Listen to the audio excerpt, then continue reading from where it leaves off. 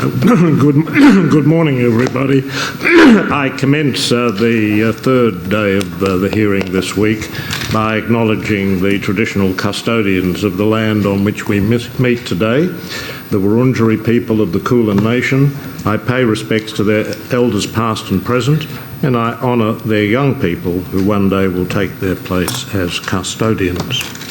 Yes, Ms Eastman. Commissioners, good morning. I want to start today. I'm sorry, I made a note to myself, but I forgot to read the note. I will let you We're going to affirm one of the interpreters who is new today. Thank you.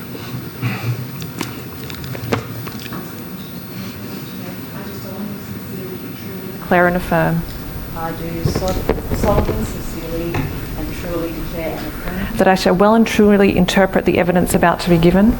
that I shall well and truly interpret the evidence that is about to be given, And all other matters and things that may be required of me in this case. and all other matters and things that may be required of me in this case, To the best of my skill and ability. to the best of my skill and ability. Thank you very much. Thank you. Yes, Ms So, Eastman. Commissioner, I'm just going to defer an outline of what will happen today Yes, because we have two witnesses already in the witness box and I want to turn directly to their evidence. So, visiting us today for the Royal Commission, and he's come from Geelong, is Alan Robertson, and he's going to tell the Royal Commission a little bit about his life, the work and research that he's done. And you'll also see with him is Mr Kevin Stone from Valid. So they're going to give their oaths and affirmation now, and then I'm pretty much going to hand over to them today in terms of the questions that we ask and the issues that we explore. So perhaps that we just do the oaths and affirmation. First, thank you very much for coming today and being prepared to share your thoughts and experiences with the Commission. I'll now ask you to take the oath or affirmation as you wish. Thank you. Thank you. Okay. Would you like to stand up? Please face the Commission and repeat after me. I solemnly and sincerely declare and affirm that the evidence I shall give will be the truth, the whole truth, and nothing but the truth. Thank you very much.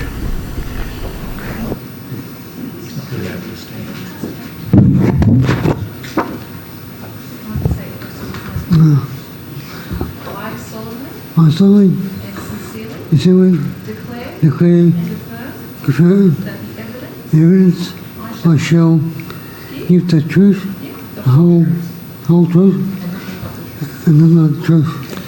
Thank you very much, Mr Robertson. Thank you. Yes, Ms So, Eastman. Mr Robertson, could I start with you? You live in Geelong? Yes? Yep. And you've come to the Royal Commission today because you want to talk to the Royal Commission about your life experience. Yep?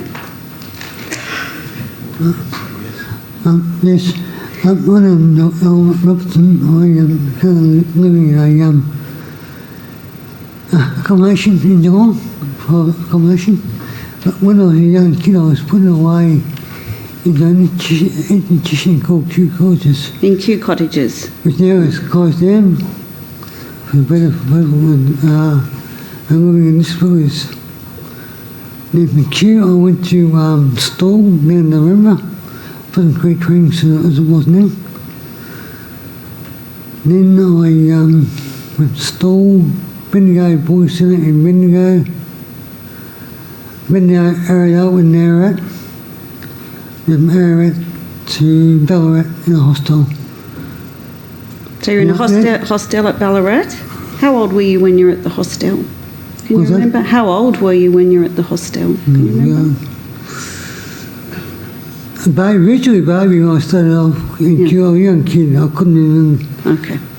I couldn't remember. I was about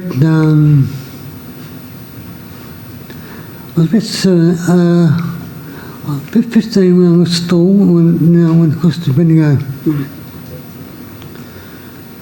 Then from Bendigo to Ballarat, and then into a group home. Now, I think people might be watching you, Alan, and they're ringing you to say they're watching you. Phone, I've thrown out the window. I'll throw you out the window now. That's okay. I'll make you walk home. I'll make you walk home. Okay. Now, as I said, from Ballarat, I went to a group home. I was there. Can we just, we don't have to turn it off. You can't. You can't turn it off? Lovely, I'll do it later. I group home to a hostel to a group home. I went to a group home. Then I went to a group home. I shared a house with some people who... Keep them out. I'll take them out. So you're in a group home and you shared with some people? Yeah, look, I'm going to of a group home, I'll say you, is once you leave an institution, and that's not where it is to teach you basic independence, because in my young days there was nothing, absolutely nothing. You learnt nothing? No, absolutely stuff all. One place up in store where staff, a lady, not allowed, staff are allowed to do what they want, not what you want. So that means if you pull up to your meal breaks, you go down the front and wait until the staff come back to their meal breaks. All you do is your hands falling back. So when the staff come back, oh, this person's been playing up, he's doing this, doing that. So he's got to be as soon as he gets back to his ward. Right, for playing up. There's no pick buttons and none of those. It's all about capital punishment. In this part, you get punished. So was Ariel. Staff are allowed to do what they like. Bash you up, give you a couple of years, do this, do that. Bendigo wasn't too bad, more freedom. At Bendigo? Yeah, I was allowed to get down the street and things like that. So a little bit more freedom there? You weren't locked away. So you didn't feel locked away in Bendigo? Okay. And where did you go after Bendigo? Where did you go after Bendigo? Alright, Look, in those days, still, people just feel they've got a good now. They've got a good now. Well, that might be a good opportunity for me to introduce Kevin Stone, who's sitting next to you. We've got a lot more freedom now. We can do what we like. Right. And because you live in your own unit now. Yeah. And that gives you a lot of freedom. Yep. You've got your own key to your own front door. That's it. Right. No. I've got the key. I've got to support my family. Kevin, Encompass, NDIS. Look, things have changed over the years. We all know. So can I introduce Kevin now, and then I think the two of you are going to have a discussion and just tell us about some of the work that you've done. Because Alan, you've done some research with Patsy Frawley, who's giving some evidence later this morning, and you've visited lots of group homes other than just where you've lived. So can I introduce you, Kevin Stone? So you are the CEO of Valid. That's right. And you prepared a statement for the Royal Commission. Commissioners, that's behind tab 141. And the statement's true and correct. Yes. And you've also prepared some notes and some comments that you want to share this morning. So can I, as I said to you this morning, I'm just really going to leave it to the two of you to help the Royal Commission have a bit of an understanding about the work that Valid does and the role of advocacy, and to talk about Alan's experience as an advocate, but also coming back to some of the experiences that have been really difficult for him in his life. So Kevin, do you want to start by telling us a little bit about Valid, and then I'm going to hand over to you. Thank you. So Valid, Victorian Advocacy League for Individuals with Disabilities, is celebrating its 30th year. We were founded back in 1989 after 1988 pulling it together, organising, and since 1993 we've been the peak advocacy organisation for adults with intellectual disability and their families within Victoria. We're funded by DHHS, the Office for Disability, and our core funding grant is for individual advocacy. We're funded to provide 200 cases a year, which equates to 2 advocacy units, around $240,000 a year. And I just would say that gives us around more or less than 2 advocates for the entire state. How do you manage that? Well, we did work out back then that it was going to be fairly futile trying to provide individual advocacy to everybody who needs it, and we embarked on a range of other strategies to try and augment that. The primary strategy being, of course, to empower people with intellectual disability to speak up for themselves, to support self-advocacy. And so over the years, we've pursued all sorts of project funding, particularly from DHHS now. The regions kicked in metropolitan Melbourne, at least 3 regions, and that's allowed us to develop self-advocacy groups, self-advocacy networks within services and freestanding in the community. And although we've never been funded for it, we also provide systemic advocacy. That is, we provide advice to anyone who we think needs it, and that is usually government. And we're involved in a whole range of committees and working groups with the department and the Victorian government. The other, I think, unique thing about Valid, of which we are very proud, is that we embrace the advocacy of family members. We see families of people with disability as being a very important part of the equation, and also recognise that they need support to be effective in their advocacy. So we operate a whole range of strategies there. And the other thing of which we are very proud is that our advocacy has developed, our networks have developed right through group homes, particularly across Metro, but across the state. And we empower people to set up their own resident meetings and talk directly to management about the issues that they encounter. And Kevin and Alan, I think, Kevin, you wanted to tell the Royal Commission about some recent examples that you have come across in terms of people reporting abuse and violence in their homes. So I think you had a couple of cases that you wanted to talk about, and Alan might also have some experiences that he wants to talk about too. Sure. I won't talk specifically about cases for obvious reasons, but in general terms, I'd just like to give you a sense of the work that Valid does in this space. As I said, we're celebrating our 30th year, and we are pretty proud of the things we've achieved. But the truth is, as good as we feel about what we've achieved, we continue to despair at the work that still needs to be done. The demand for individual advocacy support continues to outstrip massively the demand. And like most advocacy organisations across the state, we've had to close our books several times. It's just, we don't have the capacity to cope. Our capacity to provide systemic advocacy, that is to represent the interests of people with disability to government, to the department, etc. We've never been funded for it. We've always been able to sort of, get there. But one of the very sad things that happened, it coincided with the beginning of the NDIS, was the organisation that Valid works through at a national level is Inclusion Australia National Council on Intellectual Disability.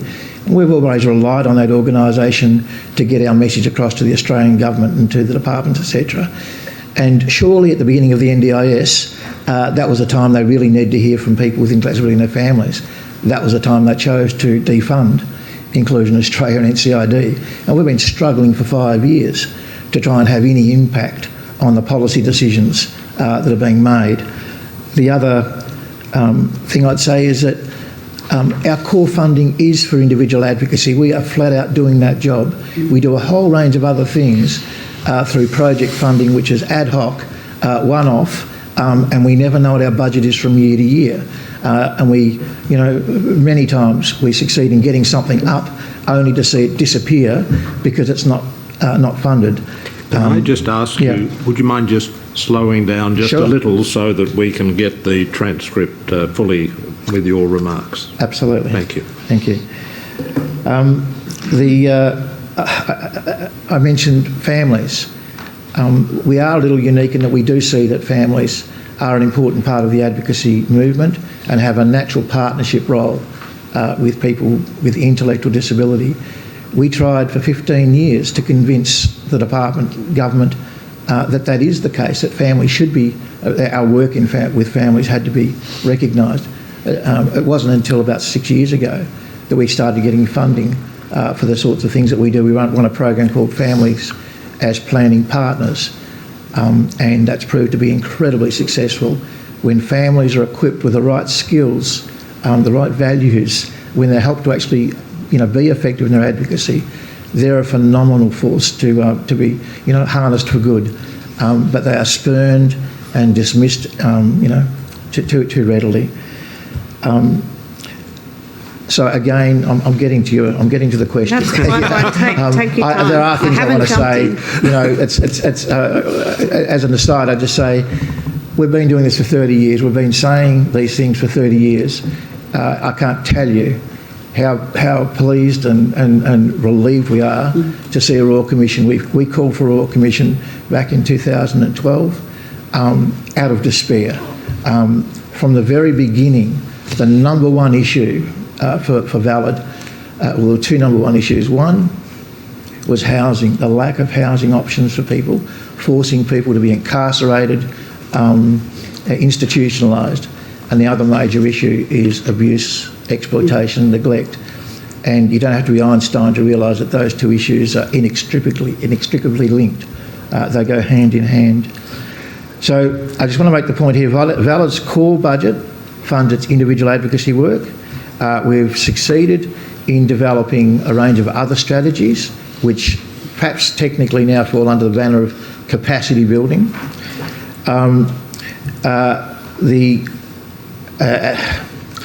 We have an increase now in our caseload to 250 cases a year. I should point out that many cases of abuse, neglect, etc., go beyond the period of 6 months for which we're funded for each case. And so a lot of the work we do in individual advocacy goes completely unfunded and unrecognised. 25%. Could you just explain the 6-month period? Okay, so we're funded through DHHS at 2 advocacy units, or 2 and a bit now. And when we count those cases, it's a case that occurs and concludes within a 6-month period, and you can't double count. So the fact that people don't tend to have their problems solved within a 6-month period means that we, are often working 12 months, 2 years. I've got clients that I've supported for close to 20 years that aren't technically funded. Does that clarify? Yes, thank you. Yes. 25% of our individual advocacy cases involve people who are living in a group home, and 25% of those cases involve client-to-client abuse. And as I'll, I think, explain a little later, if I can, most of those incidents of client-to-client abuse are a direct result of basically herding people together against their will, without choice, without compatibility, in compressed situations, and we see the results of that.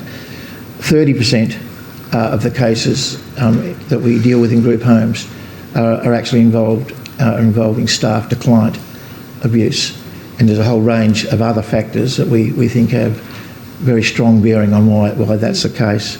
I'll read to you if I can.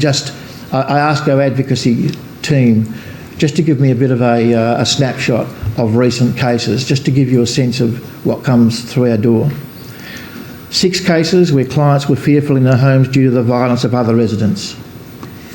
In one case, a man was afraid to go to the toilet because of the violence. In another case, the resident was punched in the back of the head while he watched television. In 2 of these cases, the residents were not allowed to move to the other houses due to restrictive practices being dependent on them living with a particular service provider, the assumption being only that provider can provide those practices.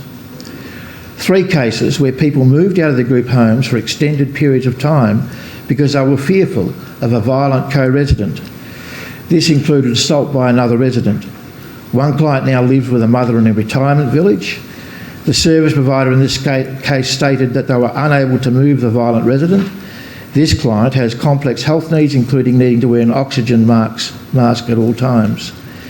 This resident's mother now has to manage her daughter's health needs, despite being elderly and finding it extremely difficult to cope. One client in the group home has been sleeping on the floor in the hallway because she is no longer able to access her bedroom. Another client assaulted her, and service provider has been unable to find suitable alternative accommodation for either client, leading to one client sleeping in the hallway to avoid contact with a violent client. One client where the advocate observed faeces smeared in the bathroom over the toilet and walls, and a towel covered in faeces beside the toilet. The advocate also found that there was no crockery in the house, and that the kitchen table was covered in dried, spilt food. Despite the resident being unable to perform some personal care tasks, the staff did not assist with cleaning or personal care. One client who made regular complaints about the behaviour of a staff member. The staff member was not removed from the house and allegedly has assaulted the resident by punching him in the face and grabbing his arm so tightly it left finger-shaped bruising. The client stated that he reported this assault to staff because he thought this time he would be believed because there was a bruise as evidence. One resident who was not able to keep any personal items in common areas and has been told that he must keep all of his possessions in his bedroom, including a fridge. This client was also forced to relinquish his pet birds as staff refused to assist him to care for them.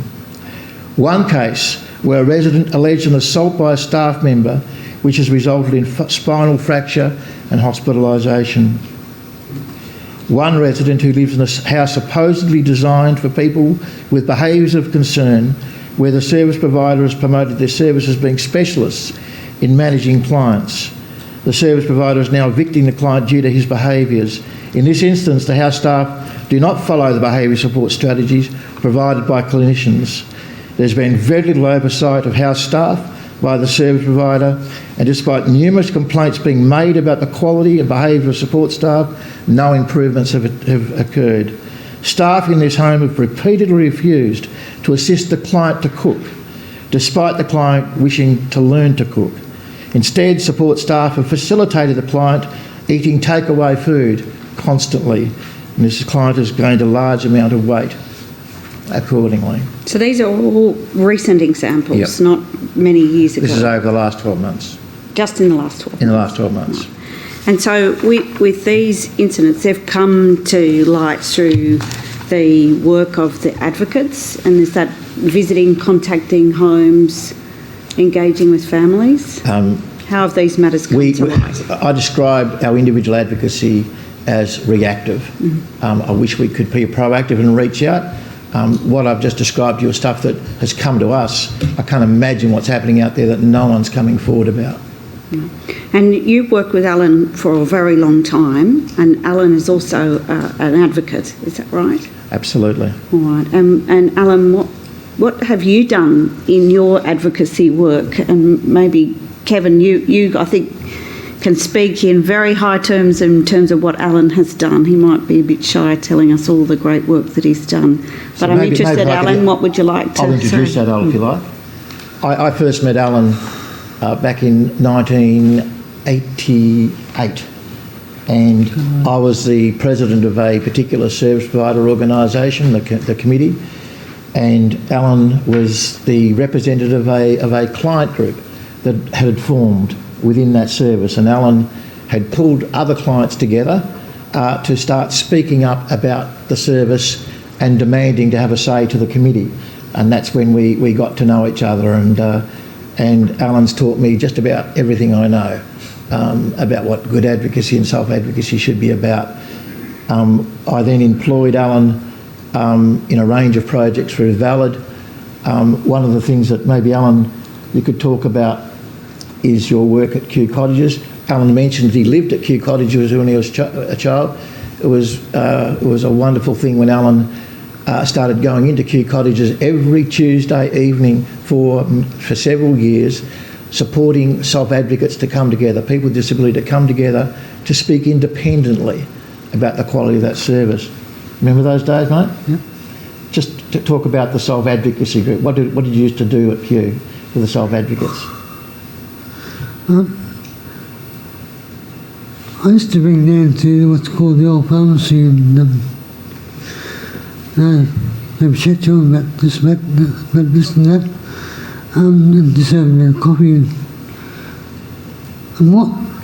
And what's going to be like for them once they move out of Kew into a new house? And some of the clients said, well, what's the wonderful thing that's ever happened? But it doesn't stop there, it's got to happen more. And So when I was at the validating last year where afterwards I said, in Victoria there's no more institutions left. Now that's a good thing. We don't want them. There's no more institutions in Victoria, it's a good thing. Now, as I said before, I was putting a group home in Ballarat, and I was glad to get out. I'll tell you why. I was told Kevin, my family, what's going on. The idea of a group home, or CRU, as it is now, is to teach you back to your rights once you move out of an institution. That means with support of a staff member or carer, that's what you prefer.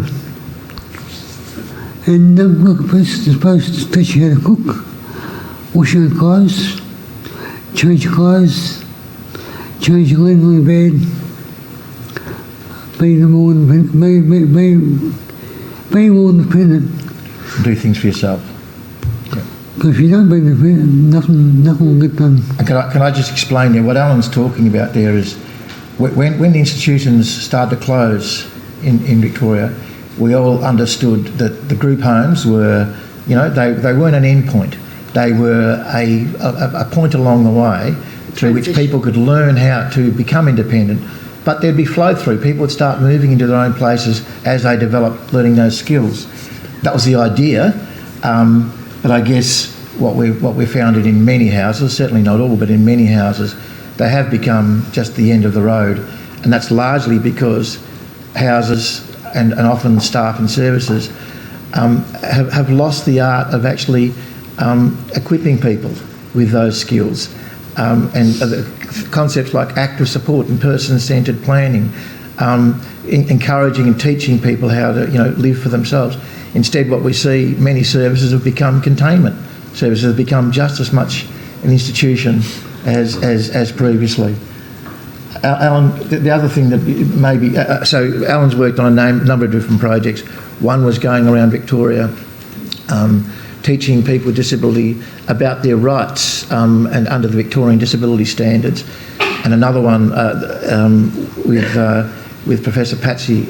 I think she's a professor. You're Professor Patsy? I'm Patsy Frawley. You weren't a professor back then, but a good friend, Patsy Frawley. Alan worked with Patsy going around looking at group homes and trying to develop guidelines for what makes a good group home versus a mini institution.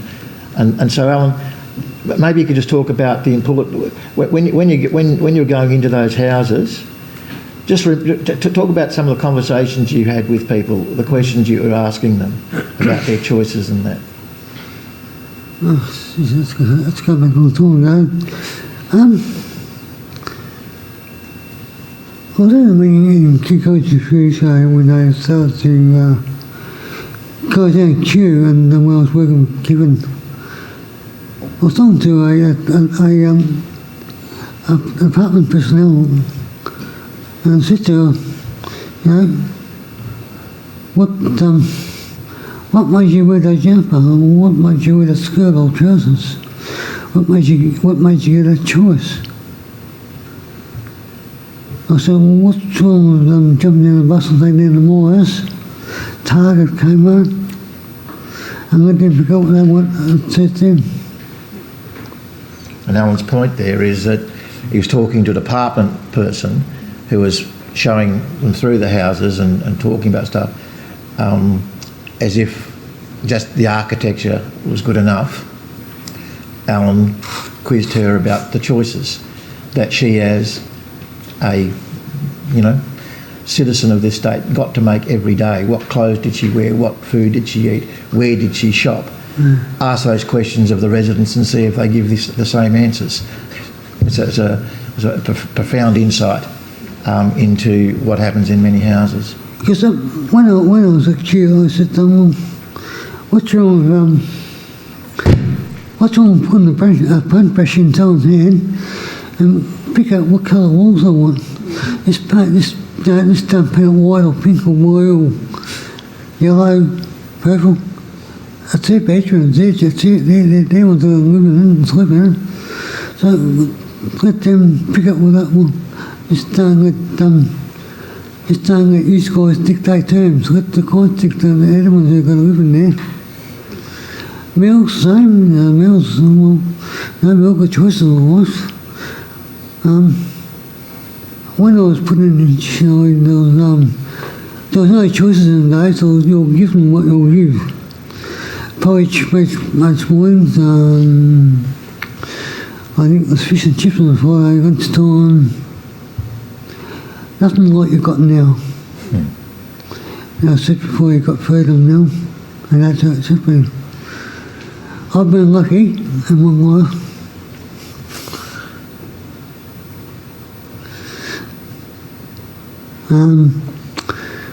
Well, I've got Kevin, I said before, I've got my sister, I've got my brother in Bendigo, I've got my and Covers Kayess.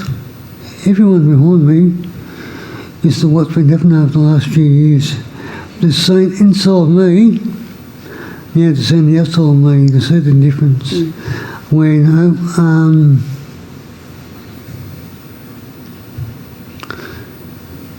can I explain it? Well, perhaps I'm growing up, I come a bit more mature. Because I come out and live in the community. I think that's how I describe it. How important is living in the community to you, Alan? How important is living in the community to you? How does that affect your life and the decisions you make? But I couldn't get that. So how important is living in the community to you? I think it's great. I think it's very important. It's absolutely crucial. It's got to be more. If we just stop here in this room, we're going to keep moving. And that's why I said to the Minister, should be here and listen to all this. So you take notes and you go back and talk about it in Parliament. Because that's the only way we're going to get better.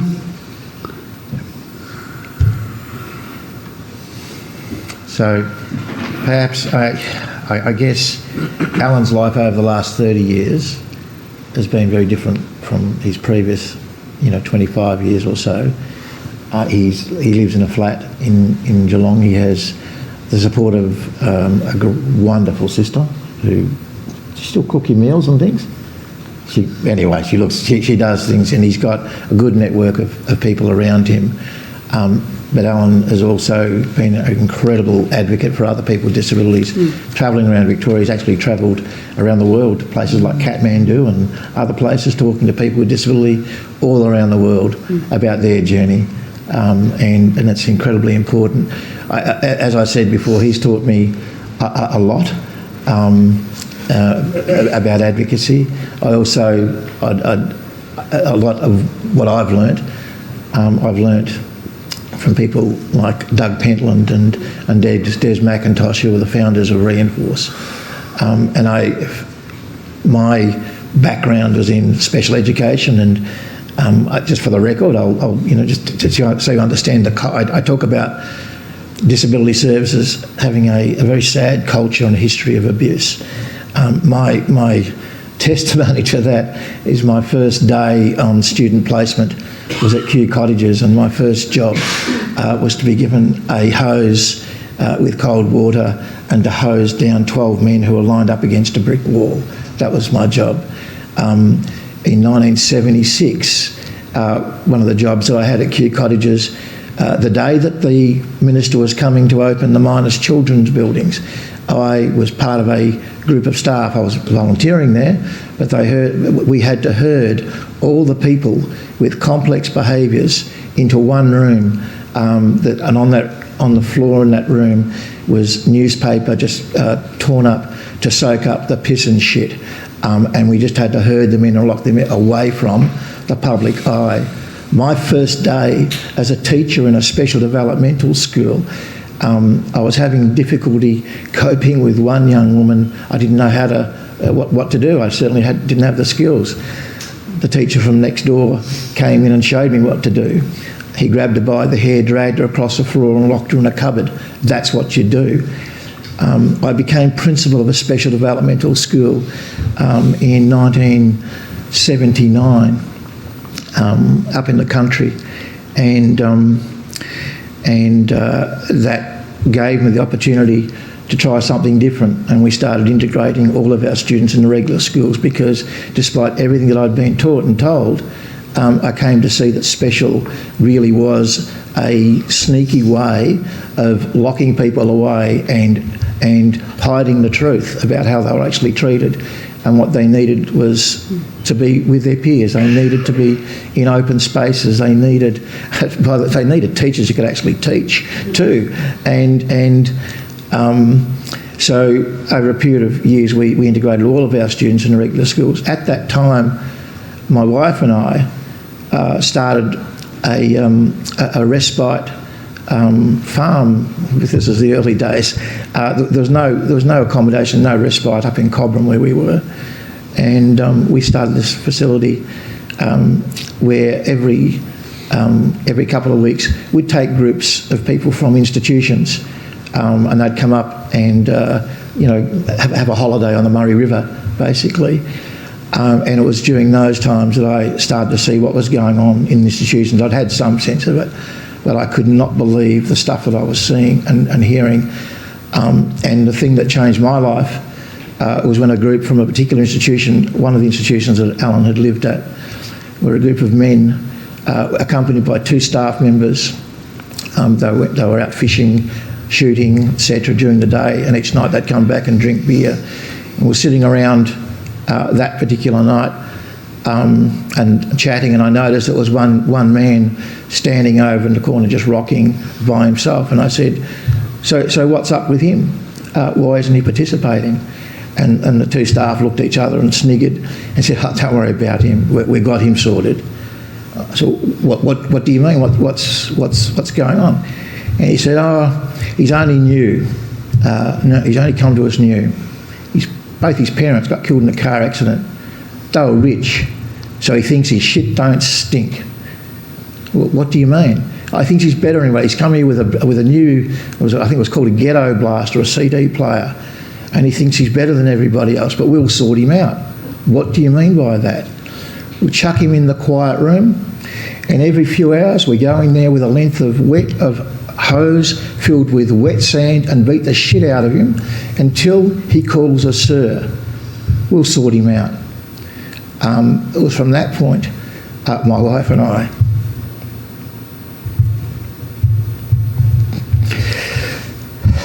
Take your time.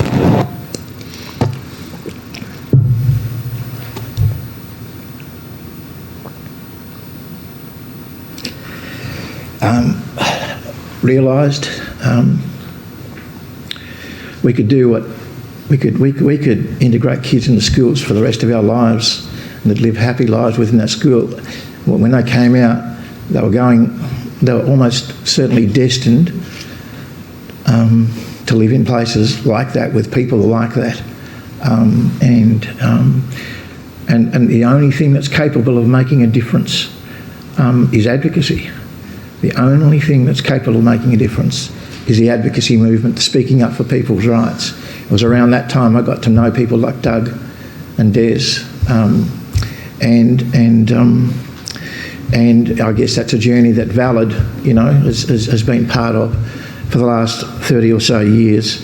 But we see these patterns. We don't see Well, I won't say we don't see things as stark as that. We do. I'm sorry to say we do. We see terrible things that are perpetrated by people who have real power problems, real power issues, and we shouldn't be surprised that it happens in disability services, because it happens out there on the streets. You know, people can be bastards. You know, people can be bullies. It's bad enough that it happens out there on the streets, but when it happens in the very services that people are being paid to care for people, then there's something seriously wrong. And the only strategy I've ever seen capable of making a difference is advocacy and solve advocacy, particularly solve advocacy, empowering people to stick up for themselves. So Kevin, just how do you empower people, particularly in self-advocacy? What does the Royal Commission need to hear about the way in which that could be done, and what needs to be done in the future? Well, I think the first thing is to do what you're doing today, and that is to listen to people like Alan. Alan's a little unique in that he is very confident. You know, he's talked in settings all around the world, and he's learnt he has nothing to fear. Lots and lots of people with disability, particularly people living in closed settings, group homes, institutions across this country, they don't know that they're safe. They don't know that there are people around to look out for them. They, many times, in many situations, live in fear. If they speak up, they will be hurt. The repercussions of them speaking up will be taken out on them, either physically or psychologically, or in the opportunities that are denied to them. We see it constantly. And even in services that might like to say that, you know, you look at their mission statements and they're all about empowering people with disabilities, but when it comes down to it, it's often about them preserving their power to dictate terms to people with disability, to actually not genuinely allow them to speak up and stand up to them. So what can you do about it? It's really difficult. It is really difficult to get have those conversations with people in those settings, because there is this cloak that's been laid upon them. I have to say, and you might say, well, I would say that, but advocates are pretty good to talk to. We live alongside. I mean, that's one of the great things about, I have to say, about Victoria, and even though we're not all terribly well funded, we've got some bloody wonderful advocacy services and self-advocacy groups in this state and other places around Australia. You've got to talk to them, you've got to take them seriously, and you've got to work through them as conduits into those networks of people. You have to respect that people are genuinely fearful. It's not as if they're just being shy, they are fearful. And they've learnt that over many years, that if they speak up and tell you what they really think, then they might lose your favour, they might lose that opportunity. And so often people with disability will become compliant. They'll just go along with whatever they think you want to hear, because they have been taught over many, many years to believe that they are not worthy, that they are not equal. And we can all sit here and say, you are equal. But, you know, we would say that. We haven't lived their lives. So how do we, as the Royal Commission, how do we make sure that we provide the right environment for people with disability to come, whether it be in the Commission's private sessions, making a statement, or what is a very large step is to come to a public hearing and to give evidence in public? What are your guidelines and recommendations that the Royal Commission might wish to take into account? Look, you know, there are all sorts of things that could be done to make it more accessible and easier. It's been quite a process to get to this point. And the rules, the statements you have to make, the legal process, it's just intimidating to anyone, intimidating to me.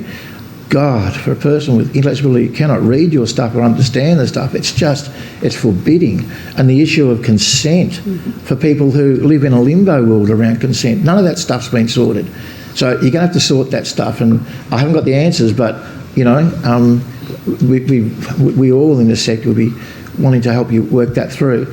But there is something also that you could do, and you know, and that is send a very clear signal to any services in this country that are guilty of manipulating or pressuring, inhibiting clients, people with disability, from giving evidence, from speaking up. If there's any suggestion that services are getting in the way of people speaking up, then you should come down on like a ton of bricks.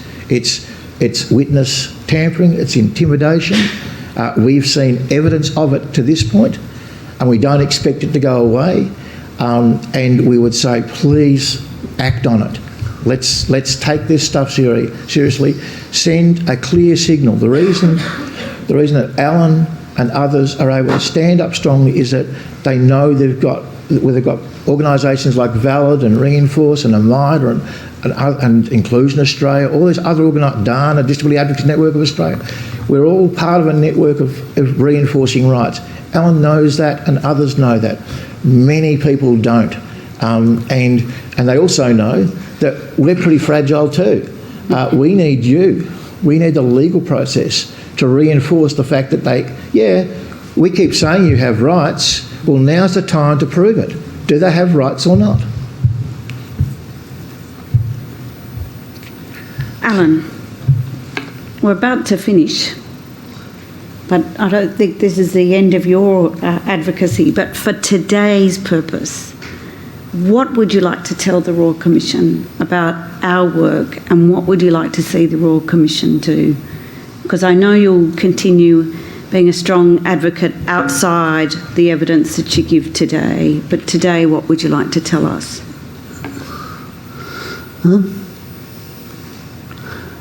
There's just two things, because I'm teaching, give people with disability more freedom and give them more choices. Thank you.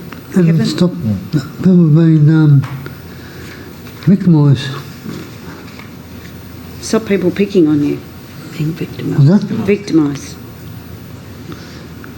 Being victimised, yeah. Kevin? Look, there's a range of things that we would say, and we'll make them say those things in a submission, in a written submission, but I will take the opportunity to just highlight a couple of things that are critically important.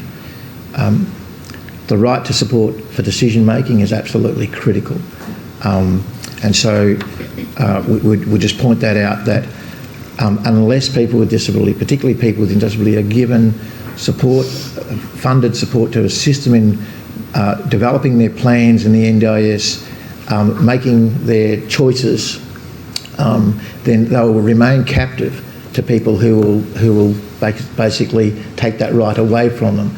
So there's a supported decision-making concept that needs to be really fleshed out and developed, and the other is the absolute critical need for there to be independent support coordination. What we're seeing is that right to choose services has been taken away from people because support coordination is often captured by service providers. The support coordination is coming from the very organisations that are providing services to them. So, little wonder that people aren't told about what their options might be and the choices that are available to them. And if they don't know what's beyond, their immediate horizon, then they will stay captured there. And so we have the opportunity right now to make manifest the rights that people have. The NDIS has that opportunity, but they don't do anything about it. Everybody knows that there's a conflict of interest in support coordination coming from service providers, but no one's doing anything about it. Everybody knows that people with disability need support for decision making, but no one's doing anything about it. And unless we do things unless action's taken on those issues, then the rights of people to move into the community will not be there. They'll remain captive in group homes, etc. And unless we do something, the third issue, of course, is the fact that those group homes, which were supposed to be a transition into community, that's what they're supposed to be. They've become an end point. Unless we start skilling staff with the skills necessary to teach people independent living and to get that flow through, and also to make sure that there are housing opportunities made available to people, increasing rental assistance so they can access the private sector. All sorts of things that can be done. So I guess I'll just say to you that as an advocacy organisation, we believe passionately that people with disability have every right to be part of the community, and it is so goddamn frustrating to see Australia spending so much money in the disability sector and getting such poor result, poor outcome from that money, largely because these issues aren't being addressed.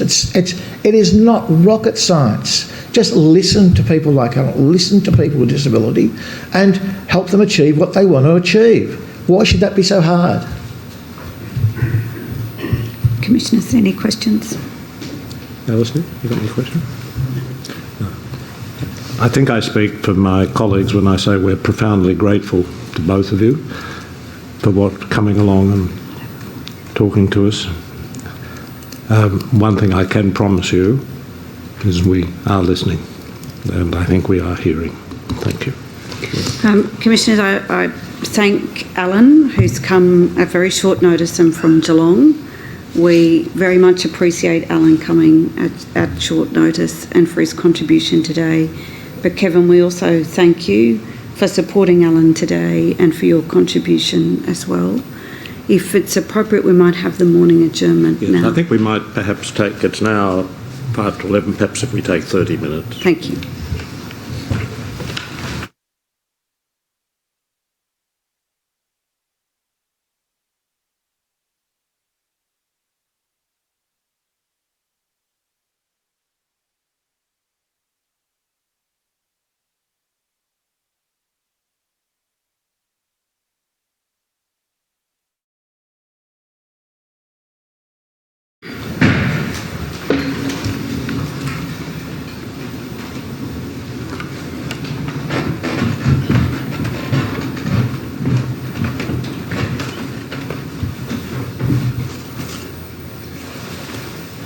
Yes, Ms Eastman. Commission pleases. The next witness is Associate Professor Patricia Frawley, otherwise known as Patsy Frawley, and so Associate Professor Frawley will give her evidence now, if the Commission pleases. You may take the oath or affirmation as you wish, and if you just follow the instructions, thank you very much. Repeat after me. I solemnly and sincerely declare and affirm I solemnly and sincerely declare and affirm that the evidence I shall give that the evidence I shall give will be the truth, the whole truth, and nothing but the will be truth. the truth, the whole truth, and nothing but the truth. Thank you. Professor Frawley, please sit down. Thank you. And now Ms Eastman will ask you some questions. So you're Patsy Frawley? Yes, I am. And you're currently Associate Professor of Disability and Inclusion at Deakin University? Yes. And you have a PhD and Masters in Special Education? Yes, I do. And you have prepared a statement for the Royal Commission? Yes, I have. And are the contents of the statement true and correct to the best of your knowledge and belief? Yes, they are. So, Commissioners, a copy of the statement is behind tab 54 in the tender bundle, and Associate Professor Frawley has also included a number of research papers and publications at tabs 55 to 60. All right. Thank you. So can I start by a bit of background? You've been present this morning when Alan Robertson has given some evidence to the Royal Commission, and mention was made that you have done some work with Alan in his capacity as a researcher and your capacity. I wonder, before we move to the particular issues I want to talk to you about in your statement, can you tell the Royal Commission the work that you've done with Alan and the nature of the research that he's been involved with? Certainly, thanks. You might just have to keep your voice up a little bit. Sure. I've known Alan for many years, and it was a great pleasure to hear his evidence this morning and Kevin's. And before I go on, I think I feel a little ill-equipped to follow their evidence. But I'm very glad to be able to outline as a starting point the work that I did with Alan. This is just one piece of work in around about 2006 and 7, published in 2008.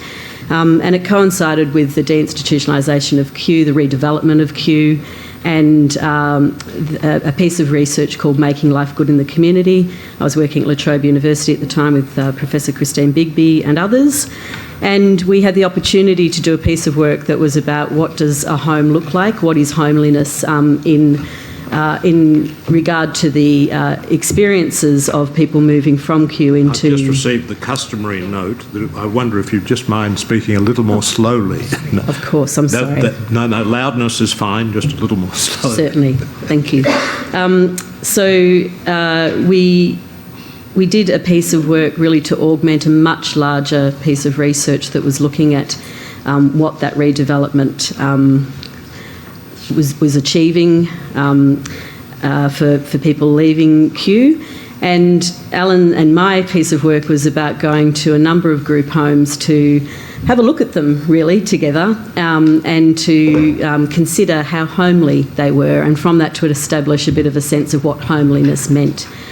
Just to say, in addition to that, is that the kind of research approach that I have is I work in a framework called inclusive research, which is research with people with disabilities as part of the research team. And so Alan was working as a co-researcher in that research. And we did, as Alan said before, we went into the houses and we talked to the support staff, and we wandered around the houses. And really, I was thinking about it as Alan was talking this morning. And Alan we would turn up at the house, and inevitably the staff would direct their questions to me and look at me, and Alan would push forward and say, "I'm here to do some research about how homely your house is." And that started the process of the work that we did.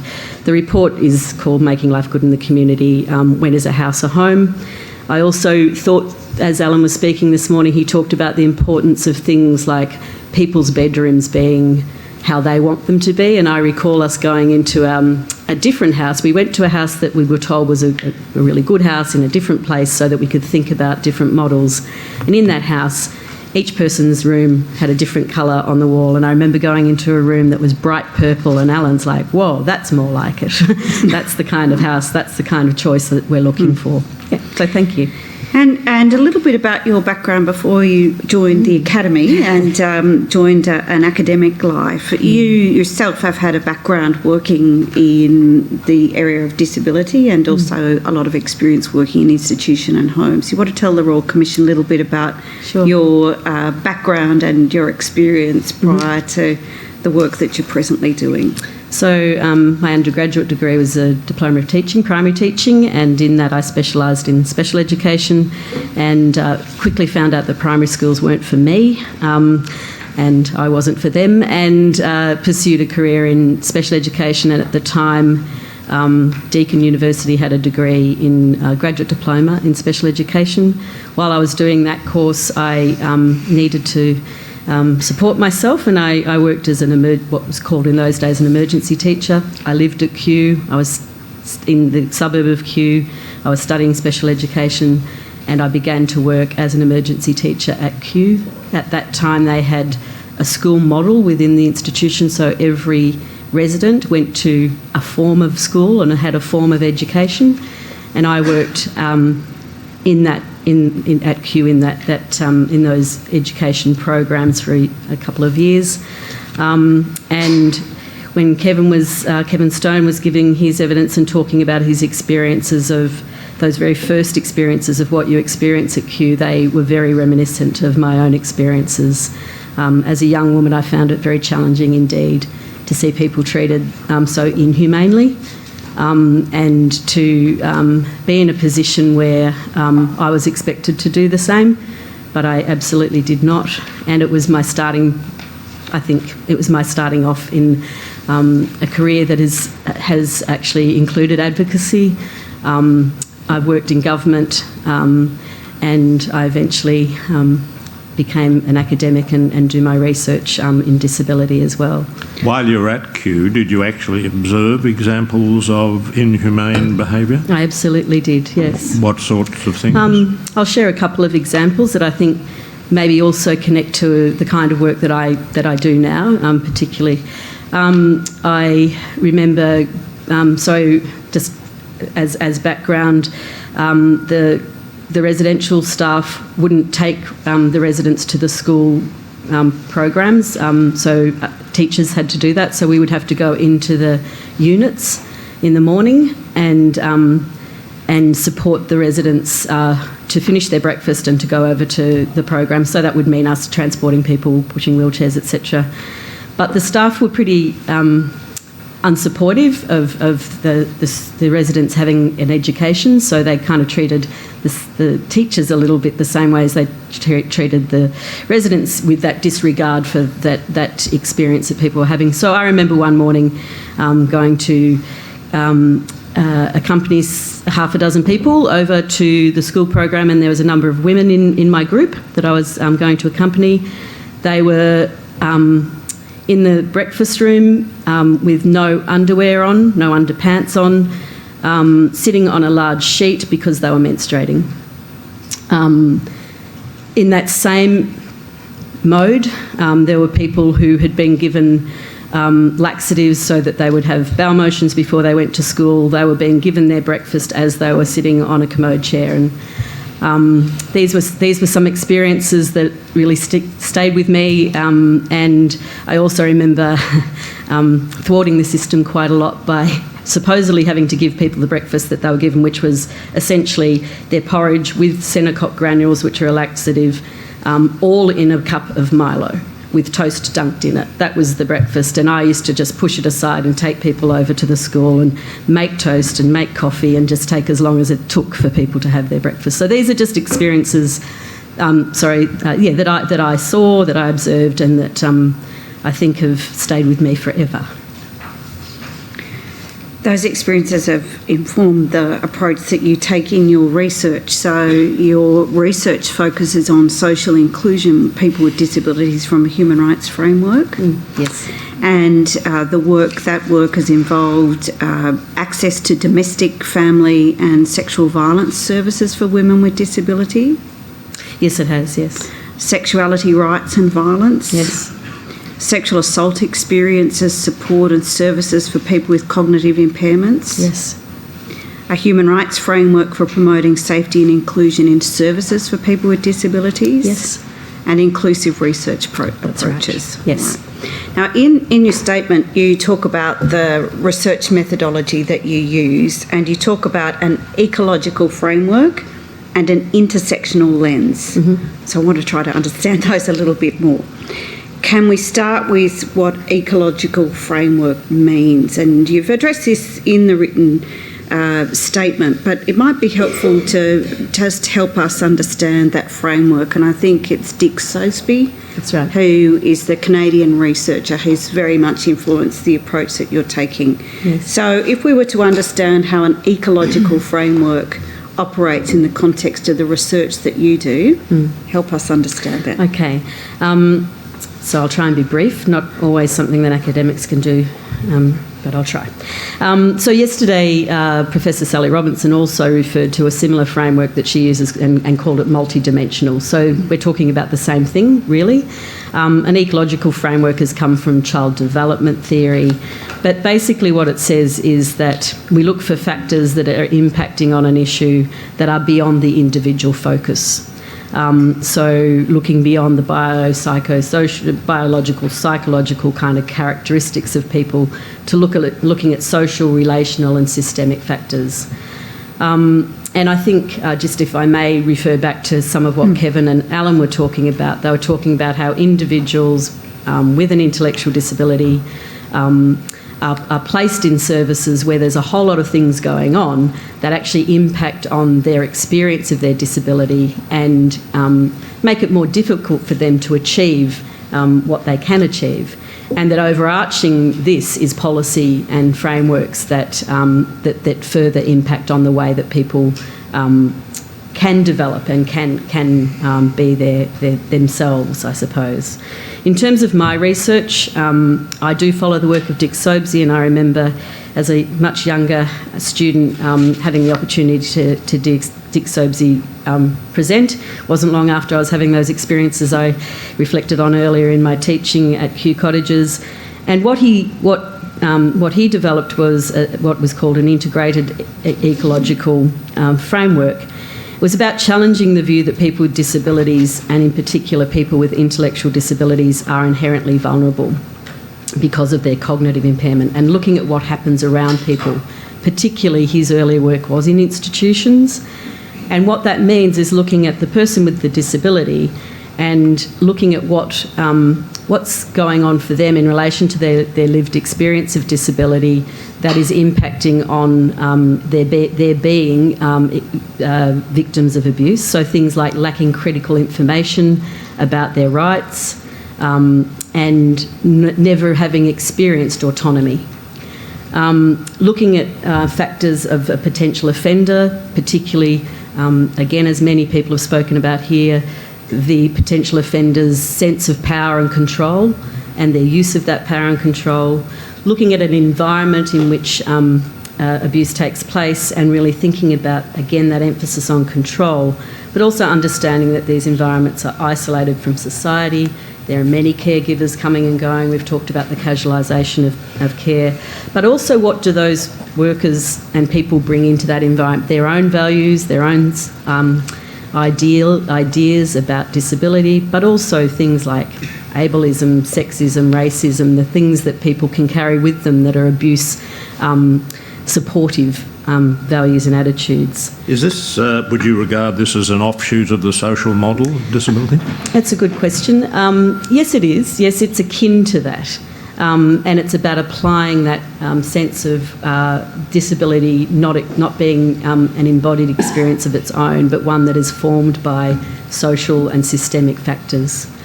And I think underpinning this, and certainly the work that Sobesy and many others have done and now that I do, is highlighting within that the question of worth, the worth and value of people with disabilities. And we talk about that being sort of a sense of othering, very different, and therefore it's okay to treat very differently in a not so positive way. So paragraph 19 of your statement, you say central to an ecological framework for understanding violence and abuse is understanding how power and control play out in relationships and environments where abuse occurs. And so this is very much looking at the power dynamic that might operate within a group home. And still with the ecological framework, you give one example in your statement about the research that you've done on sexual relationships in group homes and the rights of people with disability to have a sexual life. And you talk about the story of Hannah. Can you help us a little bit more? What brought you to Hannah's story and what was the learnings, I think, from your experience with Hannah's story? So much of my work is on sexuality rights of people with an intellectual disability in particular. In that research, overall, I use a narrative approach, which means talking to people so that they can tell their stories. We use those stories now in a peer education program called Sexual Lives and Respectful Relationships, where people with an intellectual disability are peer educators, and via the stories that we've gathered, they talk about those experiences with their peers. So that's just to contextualise it. Hannah's story, Hannah not being her real name, is one of those stories that was gathered in about 2000 in some work that was led by a colleague of mine, Professor Kelly Johnson, and others from the Australian Research Centre in Sex, Health and Society when I was working there. So Hannah's story is a story about herself and her boyfriend Kevin, again not his name, living in a residential service. They tell their story about not being allowed to have their intimate sexual relationship in the privacy of their own room, putting up signs that are pulled down, putting up signs saying do not disturb that are pulled down by staff. And they tell their story that, well, of course they're going to have a sexual relationship because they love each other and they like having a sexual relationship, but only on a Saturday. And so they go off into a disused staircase in the city and up to a public area, really, and that's where they feel that they can conduct their sexual life. And we unpack that in our program, so people with an intellectual disability as peer educators talk about that with other people, and they say, this is not okay. What's the problem here? Is the problem that Hannah and Kevin don't know about how to be sexual with each other and don't know about privacy and don't know how to respect each other's relationship? No, the problem is they're not given privacy. And that puts them in a position where they are at risk of and in fact do experience abuse. And, you know, the answer is give people privacy. So that's just an example of the work that we do via Hannah's story. All right. Can I turn to intersectionality? Mm-hmm. And this is an expression that's come up a few times in the work of the Royal Commission. So paragraph 16 is where in your statement you deal with an intersectional approach. Mm-hmm. Can you take us through what that means in the context of the research that you undertake? Thank you. So many in the room will probably be equally able to explain this as I am. But essentially what this means is we look at how multiple oppressions exist that interplay with each other to result in particular experiences of life, essentially. And it was developed by one of the early people speaking about this is Kimberly Crenshaw, who really raised it around the question of gender and culture and rape in America with black women. And it was saying the problem doesn't exist in culture, the problem doesn't exist in gender, it exists across the multiple oppressions that people experience. And in terms of people with disabilities, what that means is the oppression and, again, othering and discrimination that people experience because they have, or they're seen as being different and labelled as disabled.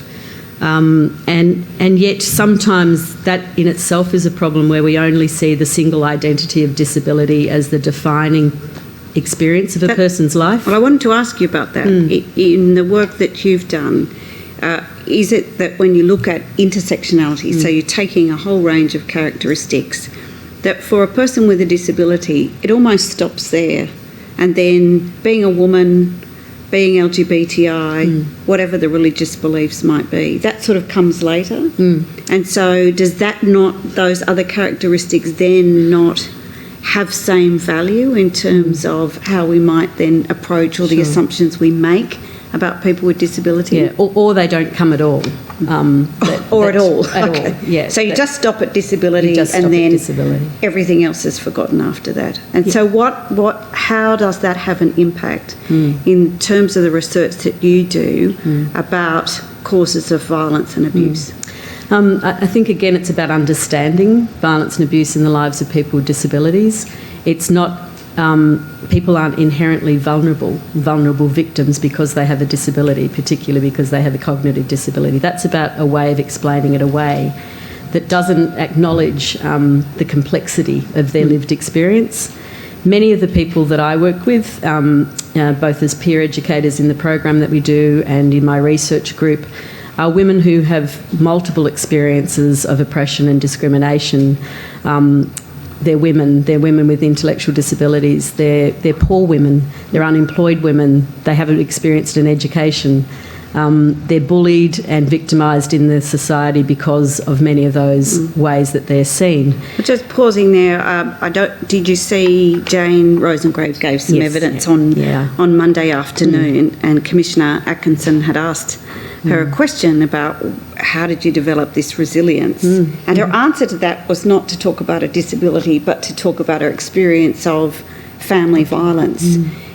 You've worked with Jane, haven't you? Yep. Yes, I have. And so does the evidence that Jane gave on Monday give you a little insight in terms of how we might start to think about intersectionality? Yeah, it does. And I think also Jane's I guess, strength around her culture and her capacity to think about her life in its many complexities has been really important for Jane, but important for people that have listened to Jane as well, and in her advocacy.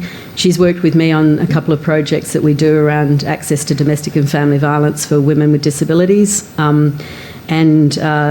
you know, she tends to be able to switch people's understanding about what that lived experience is like pretty quickly.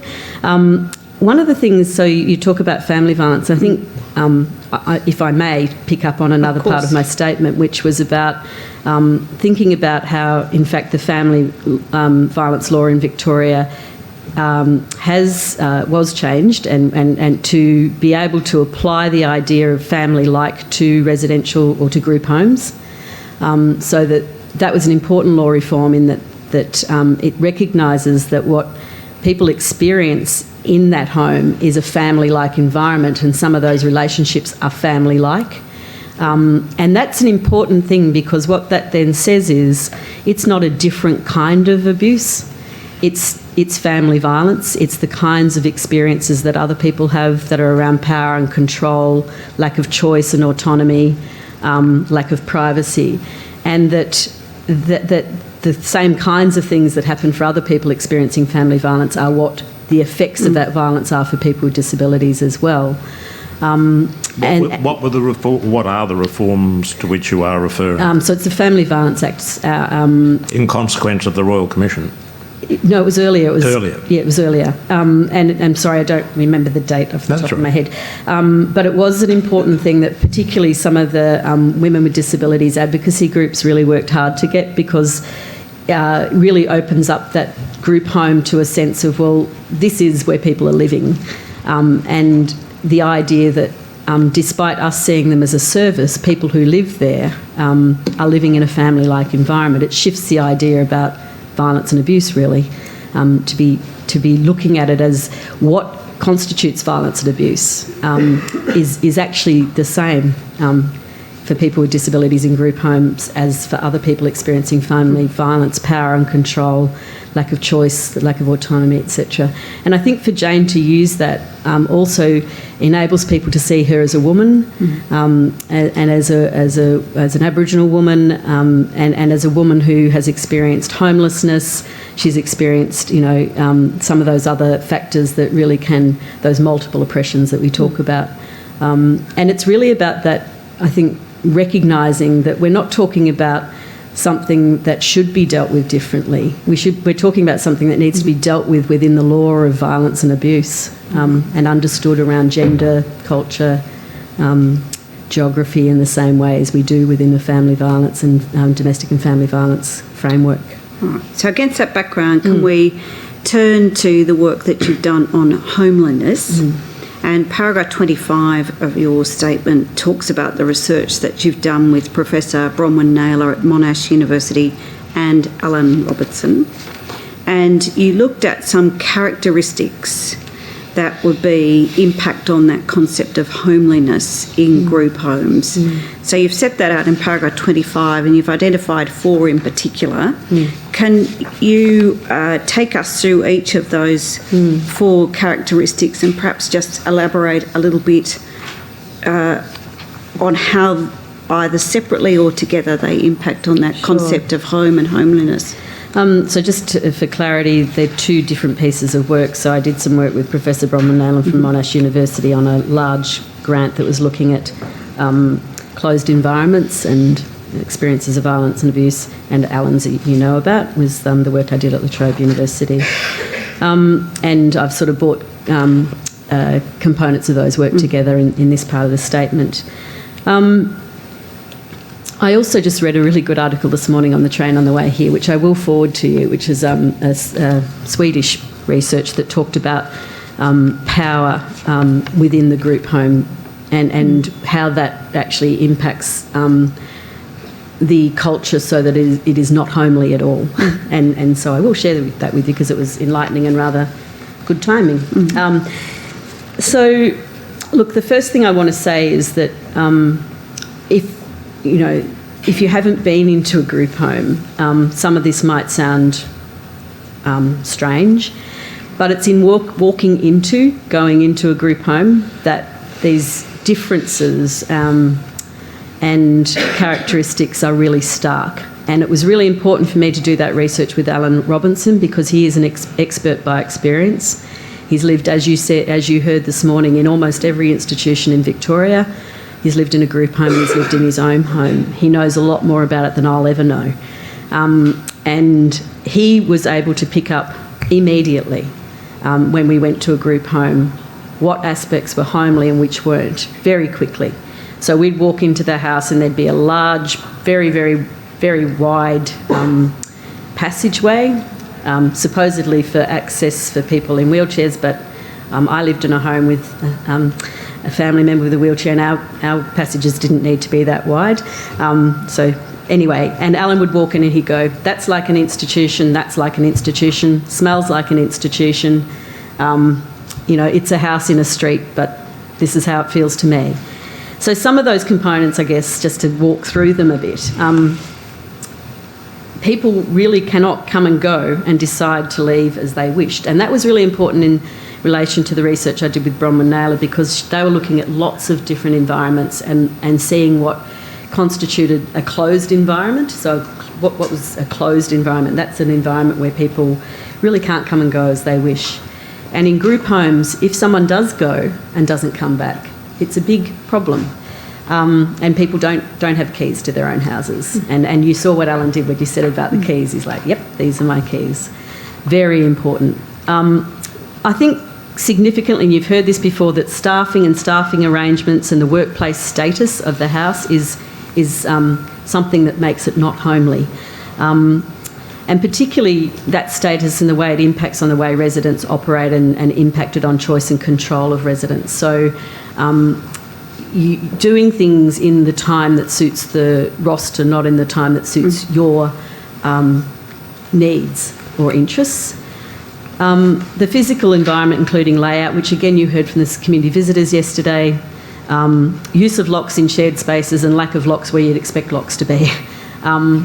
And I've been to many, many group homes, and having a key to your room can be one of the most powerful things that people can have, because they can then say who comes and doesn't come, and this is where I do what I want to do. And I have done work around sexuality and disability for 30 years, and privacy is the key to that, literally. The support practices, I think, that intersect with the physical layout and staffing arrangements that impact on privacy and what I would call dignified support. And I think these factors all together create an environment that really struggles to be home-like. It just doesn't feel like a home. It might have 4 or 5 bedrooms and be in a suburban street, but the moment I could drive down, I think, any street and pick out which one is the group home in the street. What, just from the exterior? Yeah, they always have fire hydrants outside of them, and mostly white vans in the driveway. Right. And not well-tended gardens, but yeah, rarely pets. You've heard all these things before, though. Yeah. Right. The last topic I want to move to is this issue that you raise in paragraph 35. So you talk about the fact that there is a lot of information that is available in Victoria to various agencies, be it the Disability Services Commissioner, the Public Advocate, the Department, the Ombudsman. So you say in paragraph 35 that you look at a collection of ombudsman's reports to government, other reports to government, and you say the collective knowledge that they provide to government about individual experiences and systemic issues of violence, abuse, neglect and exploitation of people with disabilities in group homes is significant and important. But your research has also touched on the fact that while there can be this collective knowledge, translating that knowledge into change and addressing where the problems are that you've identified in your research, that there's a block there. So has your research examined why there is this block between the collection of knowledge and then action that might be taken? And that's the final topic I want to deal with. The commissioners will be aware that your statement covers a lot more than what we've been able to talk about this morning, and that material will be before the Royal Commission. But the Disability Services Commissioner is about to give evidence following you. So I would just be interested in why is there a block with all of this collective knowledge as you describe it? First of all, I'd like to commend the work, of course, of all those agencies, and a particularly good read is the most recent annual report of the Disability Services Commission. And I have the benefit of having worked with the Office of the Public Advocate in the past, so I understand the process when I heard the community visitor yesterday speaking about, from the report through to the annual report that ends up tabled in Parliament. The strength of those, that those messages do come through in those reports. I've seen them, I've helped collate them, and when I worked with the Office of the Public Advocate. I think one of the words I've heard yesterday in particular, I think from Mr Sackville, was transformational change. And I think that what is needed in that is a closer understanding of the pervasiveness of violence and abuse in the lives of people with disabilities, particularly in group homes. It's day-to-day practices. It's often not the big, shocking, that they are big, they are shocking, and in your opening you outlined some of those in a case very clearly and I think very importantly. But it is a question of the pervasiveness of that abuse, and the kinds of things that are reported are a collection of those small indignities through to large and very significant individual cases of violence and abuse. And I just think that there is a social problem here about how we understand what is okay for people with disabilities, and try as these agencies might to identify that they don't match up with human rights, they don't match up with other rights legislation, they don't match up with the expectation we have for ourselves in our community. There is still a large block, I think, and a gap in society's understanding of the importance of recognising the hurt, the pain, the human response that people have to that violence and abuse. And I think we need to be able to bridge that gap. And, once I was in one piece of research I did, and I was revisiting it yesterday, and we were talking about human rights and seeing how people understood human rights and if they could understand them in applying them to their work. And one of the quotes that sits in my mind is one of the staff members saying, "Oh, those annoying little bits of paper." So there's a lot of annoying bits of paper in the staff, I think, for staff working in services, and things that they have to get their head around, and understanding big things called human rights. But they're not actually big things called human rights. They're day-to-day reflections of you seeing the person in front of you as a human being. That's what these agencies try to report on and do report on. But we don't see the stories from those reports in the paper the next day the way we see some other stories. And I think it is about that social attitudes that we've really got to be thinking about. I don't know if that answers your question, but it's the way I perceived what you're asking. Yeah. So there are a few things that you just wanted to raise with the Royal Commission based on your research that you thought might inform some of the work of the Royal Commission going forward. Do you want to comment on those, and then I'll ask the Commissioners if they have any questions. Okay, thank you. I'll be brief. I guess I'm very pleased, like Kevin Stone said, that we've come to this opportunity. It seems like it's been a long time. There's many things I'd like to say. I really appreciate having been able to provide a statement, and we'll be putting in submission. But I think radical change is needed. We've talked about transformational, that can take time, so can any change, but it's radical change that we need. We don't need to be tinkering around the edges anymore about this issue. It's big change, and it's immediate, as immediate as we can make it. And people then ask, well, okay, if we get rid of this model, and I think this model needs dismantling, absolutely, what will we do? There's many places that have done different things in the world. I'm not saying that they don't still have some of the problems that we have, but at the core of that is where better practice anyway, is where we really do live up to the convention and that says people with disabilities can and should be determining their own lives. That includes determining policies and practices in the services and supports they get. So looking to disabled people's organisations and models, particularly like in Canada, where these organisations do develop policies and practices and do run houses and do manage supports. I think we should be looking at that and paying absolute respect to and operationalise what the UN Convention expects us to do around people with disabilities being at the centre. Just as an aside, I think we should be separating housing and support too. That's a whole other thing. I know that people with disabilities can do this because that's the sort of work I do, that's the research I do. I did my PhD on people with an intellectual disability in government advisory councils.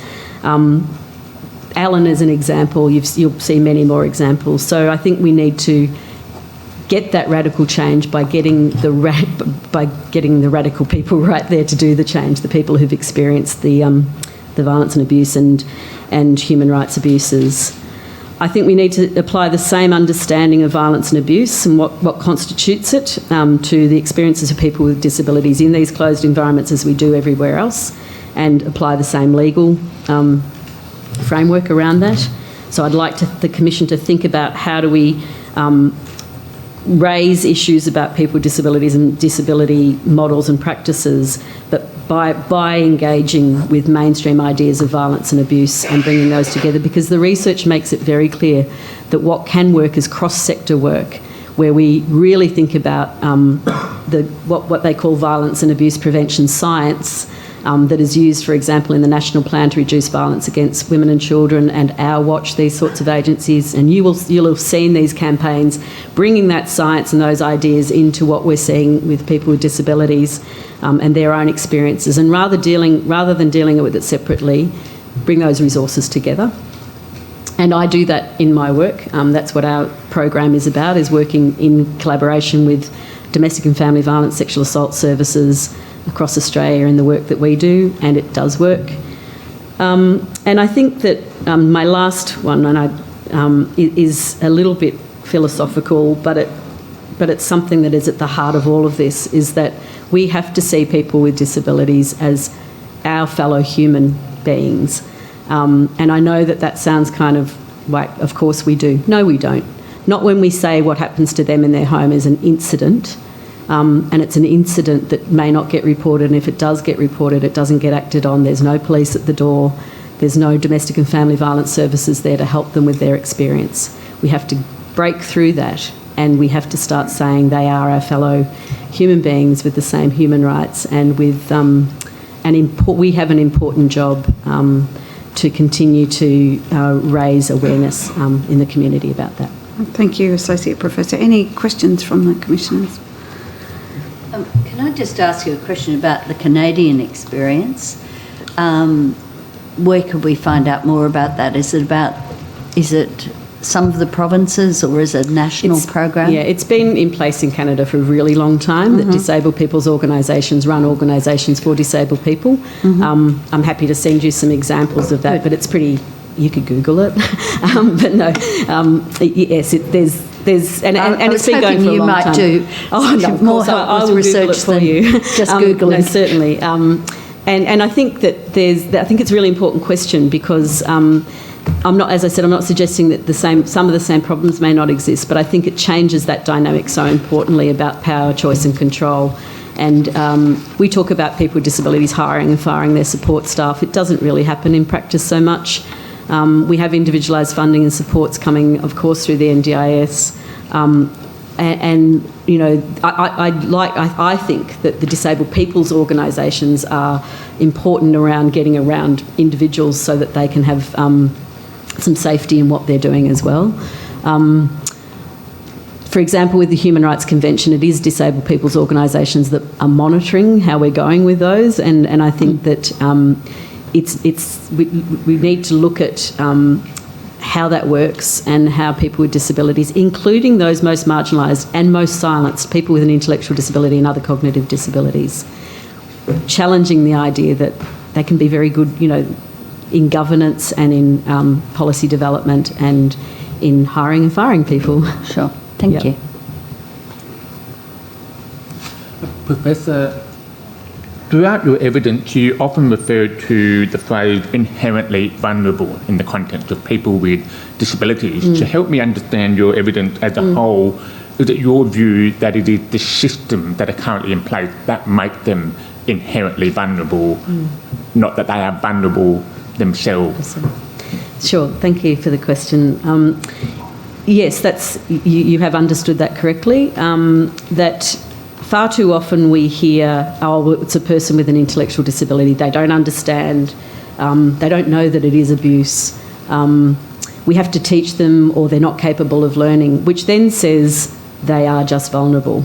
And so it is a phrase that we use in our work, and I use to understand, I guess, the challenge that we're up against, which is to say that it's not something that exists within a person that is what we would call an impairment effect, that they're vulnerable. That's not the case, that it is about the systems, the relationships, and what underpins that is the values and attitudes people have about that person that work within a whole heap of other characteristics and components that can increase vulnerability. I accept that people with disabilities can be seen as a more vulnerable group. But if you apply the World Health Organisation prevention of violence continuum across that, what you say is we need to do secondary prevention there and recognise that that this group is a cohort that will experience violence and abuse more than other groups. And what we need to be looking at changing is the things around them, the systems and practices around them that are creating that increased vulnerability. I hope I explained that clearly. Thank you.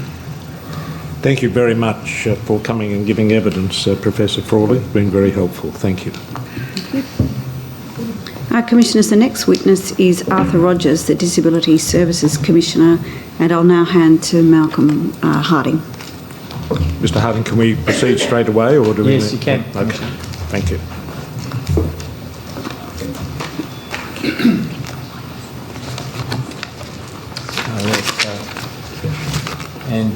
Commissioners, there will be an appearance for the Commissioner who will announce her appearance now.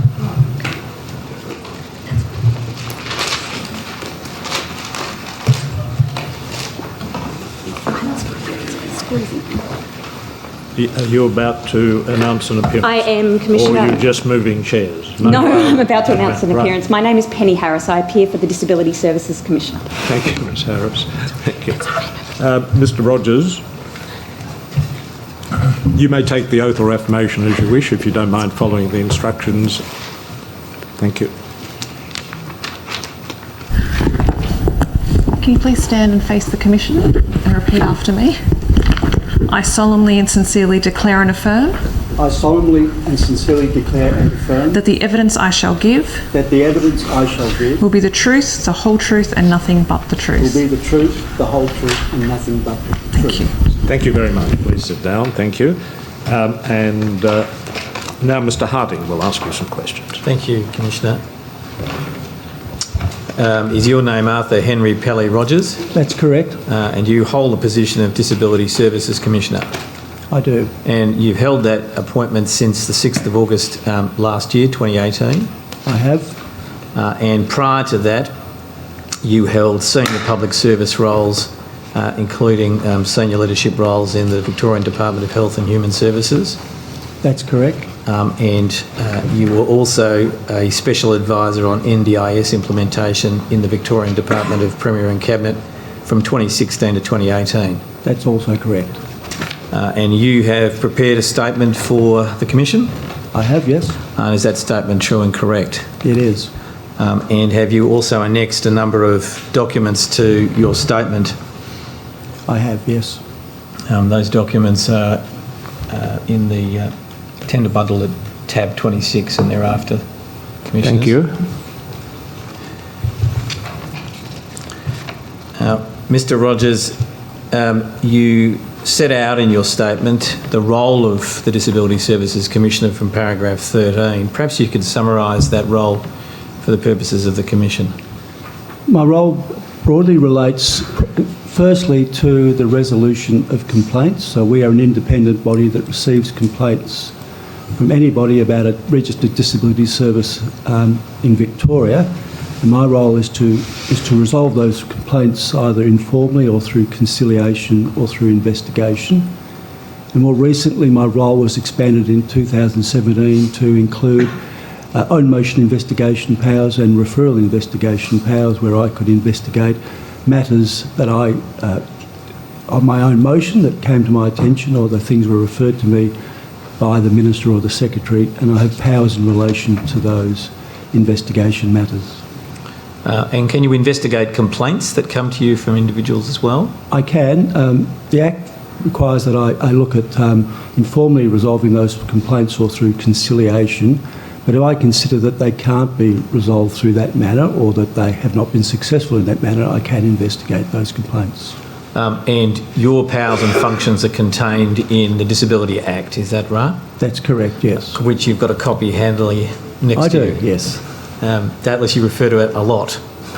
Yes, I do. You spoke a bit earlier about your powers and functions in 2017 being expanded. Can you tell the Commission a bit about why that was so?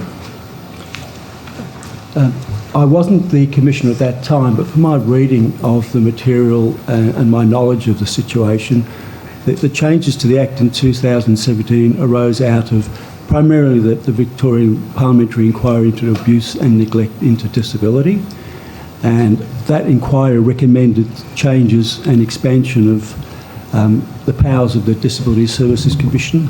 Prior to that time, as I mentioned previously, the Commissioner's role was primarily a complaints body and could resolve complaints as informally as possible, but the Parliamentary Inquiry recommended a broader oversight for the Commission, which included broader matters relating to incidents and other matters of possible abuse and neglect, and recommended broader powers for the Commission. That was a result of evidence given to it and submissions to the Commission about gaps in the regulatory framework in Victoria, and the Victorian Government amended the Act to recognise that and give additional powers, which I've outlined just previously. And do those include referral powers? My powers in terms of... there are two matters that primarily I think I refer to as the increase in powers. One was own motion investigation powers, so I could, where I believe there was persistent and ongoing neglect or abuse, I could investigate those matters on my own motion. It also included referral powers either from the Secretary or the Minister, and I have attached to my statement that referral power from the Minister, which refers me to review all incident reports of abuse and neglect of a major nature occurring in Victorian Disability Services, and at my own discretion to investigate those matters. Mr. Rogers, you give some evidence in your statement from paragraph 20 about your role being predicated on the basis that the service provider is registered under the Act, and that gives you oversight jurisdiction in relation to that service provider.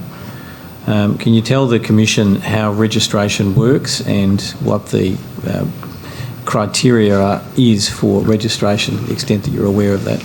Perhaps if I could answer that by referring to prior to the 1st of July this year and then post the 1st of July when the NDIS commenced fully in Victoria. So under the previous fully funded state system, my jurisdiction was provided to me by virtue of the service being registered and generally funded by the Victorian Government through the Department of Health and Human Services. So my powers extended to that registration, which was a function undertaken by the Department of Health and Human Services to register a body, and I would act on any registered provider that I received a complaint about.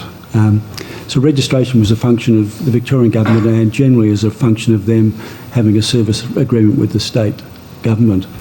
In the transition to... but there could be unregistered providers. Indeed, there were unregistered providers in the Stellar in Victoria before the NDIS, because Victoria also had implemented a system of individualised funding and self-management, and those persons who were self-managing their disability services in the old state system could indeed choose a non-registered provider, and I had no jurisdiction over a non-registered provider, and I still don't through transition. Did anybody have jurisdiction over a non-registered provider?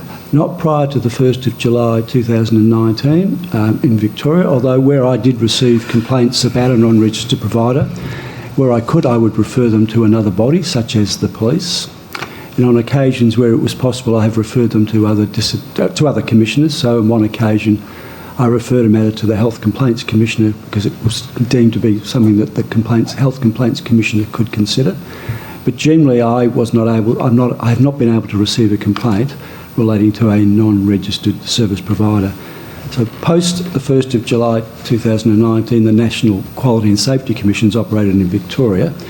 So those people that are fully transitioned to the NDIS on that time, the National Commission has jurisdiction over those participants and those providers. And the National Commission has broader powers in relation to non-registered providers than I do and did. They can receive complaints about non-registered providers. But prior to that, and still for me, if it's a non-registered provider, I don't have jurisdiction to receive a complaint. And of course, a non-registered provider is not required to do incident reports and notify the department or others about issues that arise in services. And what is your role now, given the introduction of the NDIS in Victoria as from 1 July 2019? Post 1 July, where people have fully transitioned to the NDIS, I don't have jurisdiction over those anymore, so they're now with the National Quality and Safety Commission, which has commenced in Victoria from that date. So my jurisdiction relates to those people not yet transitioned to the scheme, and there are some people who have not yet made that transition, which was originally intended to be the middle of this year, but there are still people who haven't transitioned. There are some people that I have jurisdiction over that will not transition to the scheme. So I have jurisdiction where they were registered by the Department of Health and Human Services for people funded by the TAC and Work Cover in Victoria, and they provide services. TAC being the Transport Accident Commission, yes. And they do fund services which, to all intents and purposes, are like group homes. And there are some people who will not be part of the scheme, such as those who are in the disability forensic system in Victoria, which are people who have been subject to the criminal justice system or might be on a court order in services. And there are a small number of people who are not eligible for the scheme, such as non-residents and others not eligible for the scheme. So I will cover those in general. The largest group I cover in the transition is those group homes that have been transferred to 5 non-government providers that were previously run by the department. And they, because of their funding status, have not yet transitioned fully to the NDIS, so my jurisdiction will cover approximately half of the group homes in Victoria from the 1st of July, probably till the end of next calendar year, where they transition to the scheme. What is going to happen to all the accumulated expertise, experience in your office, for example? Is that being magically transferred to some other entity? Well, we, as I've mentioned in my witness statement, we at some stage will wind up the office. We've got a wealth of information over, I think, 12 years of information, which we are currently working out where that might go to. Where we need to at the moment, and we see matters that would be of, we think we should bring to someone else's attention, such as the National Quality and Safety Commission. Sounds like a good idea. We are talking to them, yes. But as to the repository of the information that we hold, that's still being determined when we wind up, and that's a matter we've got the next year to sort out. Trying to get my head around the various, and I'm sorry That's fine. to carry on, but trying to get my head around the intergovernmental and legislative arrangements, all of this strikes me as astonishingly complex. Is that your impression? That is the division of functions between various Commonwealth and state entities, transitional arrangements and so forth? It is, in some respects, it is complex. The transition is a matter of its complexity to the NDIS, but through the transition period we have a clear understanding of our jurisdiction. And we have a strong working relationship with the National Quality and Safety Commission, both nationally and with their state office. So most of the time we can work with them around who has jurisdiction. We have spent some time trying to make sure that's clear to participants and service providers, because it can be complex. But we have a good, strong working relationship about jurisdiction. The difficulty is because the transition is not clear-cut for some people, so it's happening at different paces. So, as I mentioned, there are some people, of course, won't transition. There are some people who are yet to transition, and some people, because of the nature of the group homes funding model, are not transitioning. And yes, that's complex, but the jurisdiction we have, we're clear on our jurisdiction, and so far through the post-July period, I'm confident that people have not fallen through the gaps, and we've made sure that it's not too complex, importantly for the people with a disability and their families who want to complain or raise issues. Yeah, well, that's what I had in mind. Do you think this is clear enough to people with disability, their advocates, their families, as to where they should go, who they should contact? I think in relation to the largest group of people, which are the people who are living in the group homes previously operated by the department, that's a fairly self-contained group to 5 providers. I'm confident that those 5 providers know who got jurisdiction, and we've been at pains to talk to as many people as we can about that jurisdiction. So for that largest group, I'm confident that it's relatively clear on that, and we are ready to help people work out that. So we've got also, our incoming phone line, the resolutions part of my commission. They're very clear that when someone rings up, we help them to make sure they get to the right jurisdiction, and we do that through sort of warm handovers so that they're not chucked around the system or have to move through the system themselves. So we are at pains to make sure that it's accessible for people with a disability and their families, because that's at the end of the day the most important people we're dealing with. Perhaps Mr. Hardy might now like to ask some questions. I don't think I need to ask anything, Commissioner. Mr. Rogers, you did give some evidence earlier about the distinction between registration and unregistration. It seems like a big change to go from a system in Victoria where providers had to be registered to a situation where under the NDIS you can have unregistered providers. Do you have a view about that? Well, perhaps if I could first clarify that in Victoria, prior to the 1st of July, there was individualised funding available and people could choose to self-manage. And I don't know the numbers who did off the top of my head. I would acknowledge that that's a broader sort of number of people within the NDIS in terms of the numbers to self-manage. But in Victoria, there were people who self-managed who chose to use non-registered providers, and the Victorian system allowed them to do that. When I say allowed, it agreed with them that they should be able to do that, because the feedback that we sort of all got was that people who self-manage want to make those choices for themselves, and they want to choose their providers, and a number of them were very clear that they should make that choice for themselves rather than the Victorian government or anyone else determine who they could have. So the policy of having non-registered providers for self-managing clients is something I've supported, and I still do, on the basis that they want to make those choices, and they should. Who am I to say they shouldn't? The point I was making before is that it meant that the oversight of those non-registered providers was basically with the self-managing person. They chose to make that decision around their suitability and what happened to them. I had no jurisdiction. As I mentioned before, the National Quality and Safety Commission has some oversight of non-registered providers, which I support and I think is a good, useful regulatory mechanism. Thank you, Commissioner. If you can skip through to paragraph 57 of your statement, please.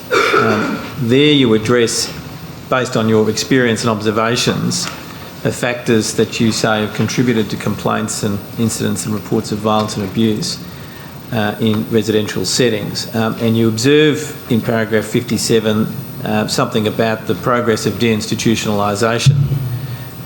And you note that it combines housing with 24-hour support, usually in the form of group homes that house up to 6 people. Are you aware of whether it's necessary to configure group homes in that way? Under the Act? In my opinion, the Act would not require them to be configured the way that they are. In fact, I think the Act doesn't talk about that, and the principles of the Act and the objectives of the Act would be about freedom of choice and community participation. So I'm not aware that there's anything that requires them to be configured in the way they are. If I might just touch on, you mentioned the closure of institutions, and I just would like to make the distinction around the original thought of group homes, which from my reading and my knowledge was as a replacement for large institutional living, and it was seen as something that was a transition to other things, as I think Kevin Stone mentioned, and I support that statement. And it was also, at the time, it was a replacement for a large institution where people already had friendship and acquaintance networks, and they moved with those people to those new homes, usually with staff that they knew as well. So that original intention as a stepping stone to other things what we see now is that group homes became the model, and for most people, perhaps the only choice. And the ongoing use of those group homes, the change for those group homes changed. There were changes that people then were allocated to vacancies and moved in with people they didn't know, with staff they didn't know. And the home itself seemed to become the model of the group home with 5 or 6 bedrooms, common living space, common bathrooms, became the model. I don't know there's any reason in legislation to do that, or policy reason, other than the economics of providing 24-hour support to people, obviously cheaper in 5 or 6 people in a home than individually. So in a circumstance of deinstitutionalisation, it made sense in that situation to keep to make the homes smaller but enable people to stay together if they wish to. But as time went on, circumstances changed, and it didn't quite have the same rationale as it once did. Is that what you're suggesting? I am suggesting that. The original intention was about people moving out in friendship groups and acquaintance groups. It became the only model, and as a model I've mentioned in my statement that I think it's got some deficiencies, clearly. The other thing was it's been exacerbated by the fact I say in my statement that there's generally been previously a shortage of supply and much more demand for those homes. In fact, for a long time there was a thing called the Disability Support Register, which was a list of people waiting for a place in a group home. Not a wait turn list, but a waiting. And people could wait for a long time and wait. Yes. And then when a vacancy came up in a place, a panel would allocate the vacancy, offer the vacancy to someone. And often those people, by the time they got offered a vacancy, were desperate.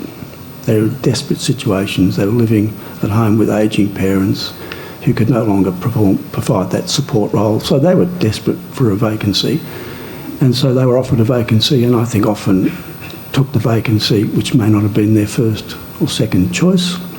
They're allocated a place, and when you think at its most basic, the person was allocated to a place with other people already living, with people with staffing were already there, in the place that they may not have chosen to live with, the sort of building they may not have chosen to live with routines and structures already in place, and they moved to that place, and they required to fit into the structures of that place with people they didn't know and staff they didn't know, and perhaps even changed their group home, their day program where they went to during the day because they moved.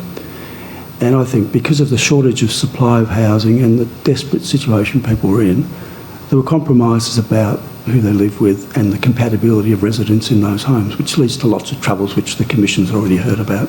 Yes.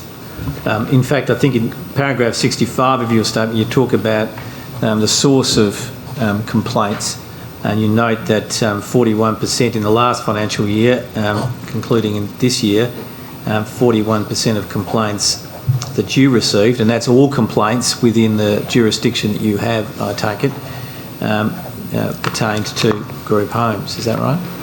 That's correct. So consistently, it's somewhere between 40 and 50% of complaints my office has received over many years have been relating to group homes, which in Victoria there are about 5,000 people living in group homes, and many, many more thousand people receiving disability services that don't live in group homes, obviously. And to be clear, when you refer to in scope, you're talking about the whole range of disability services that a person with a disability can receive under the Disability Act. That's correct. And I think you note that that's been a trend over the last 4 years, that number of complaints that your office receives. Yes, certainly over the last 4 years, and probably a lot longer than that. What sort of complaints are they about group homes, typically? They typically will relate to the quality of support a person's received. In other words, that the person or their family member, it's not the standard that they think it should be. It could be from just around a range of things around that they have to fit into a routine of the home, or they're denied certain activities, to where the staff member treats them poorly, swears at them or treats them poorly, or mishandles them, a range of things like that. It can be around the communication within the home, that they're actually not being told what's going on, they don't understand it, or they might be being denied a certain activity or required to do things that they want to do. So from some no complaints are minor, so please, I'm not saying that, but from matters where they are things that people don't think is acceptable to sort of quite abusive, intolerant situations. So there's such a range of things that we receive. But they are around either the staff members doing something they shouldn't do or not doing something they should do, and a person's experiencing poor outcomes. I should also say that most of the complaints we receive are from families about what they observe for their family members in the group home. It's about 60% and about 25% from people with a disability themselves. And so we receive complaints, and I just would perhaps note that where a person living in a group home does not have a close family connection, clearly most complaints come from families where that's not present. I would not hear from people who don't feel they can speak up, or feel somewhat that they're intimidated that they can't speak up. Do you have any, or have you received in recent times any complaints about restraints? I do receive complaints about restraints, but I probably see more of that through another function that I perform, which is a review of incident reports, including incident reports relating to services of people who've died, where you do see unauthorised use of restraints in group homes. I don't receive complaints particularly, or receive incident reports where the restraint is authorised through the process in Victoria, but I do see them through incident reports and other reviews, and through complaints. And they're mostly where I see it's about the culture of the home, where staff think it's okay to do things. They don't realise it's a restraint. In fact, it clearly is a restraint of someone's freedoms. And we note that basically it's about sort of ignorance to that, or acceptance somehow of the culture and the process of the house, that restraints are okay. But can you give an example? Well, a couple of examples. I think I mentioned one in my witness statement, but I can give a few more as well. Just where one person in the home might have some issues where the food has to be excluded and locked away, so it's locked away for everybody. Or where that one person may need a door lock, so it's locked for everybody. Or where a person routinely might be in their room and they're not allowed out because of other issues of compatibility. Those are matters which seem to be acceptable within homes, and when they come to our attention, we clearly point out they're not. And often, our notices to take action or notices of advice would be about training for staff around those matters, because they're just not acceptable, even though they become an acceptable norm for the home. It's unlawful, isn't it? And a restraint without authorisation through the Disability Act is my view, is unlawful, yes. And what happens if something is unlawful? Does anything happen? I guess it would depend on the nature of the restraint. So where there's, let's say, a locked food, which we would still say is a restraint, we would bring that to the matter of the service provider and ask that matter stop, and also that staff be trained in relation to that. And how do you know whether it's been done? Well, where we issue a notice to take action, which I can do under both my referral and my own motion powers of investigation, I will provide that notice to take action to the provider. The Act requires them to provide me with their response to that action within 45 days. If I'm satisfied that they have their response is adequate, I can take that matter and I can recheck on that. Where it's not adequate, I can take further action against them in terms of requiring them to further investigate. Generally, where I would see a matter through an incident report review, where I see something like that, I would ask the provider to outline what they propose to do. Then I would follow that matter up and ask the provider had they done it. And where I have concerns, I could also launch another investigation. Has any provider, to your knowledge, ever been prosecuted for unlawful restraints over the last, say, 3 years? Not to my knowledge, no. And just on that subject, in your investigations, do the question of restraints arise frequently or infrequently in the course of what you're looking into? I guess it's a matter of what you mean by infrequent. We see it often, but it wouldn't be in the majority of incident reports that we review. Where we see it a lot, where in terms of reviews of deaths, because services relating up to the services when a person dies, because we actually review the whole service. So we actually have a broader look at the the service, and we see it too often there. In incident reporting, we don't often see an incident reported where there's been an unauthorised use of restraint, and we don't see it very commonly through a complaint.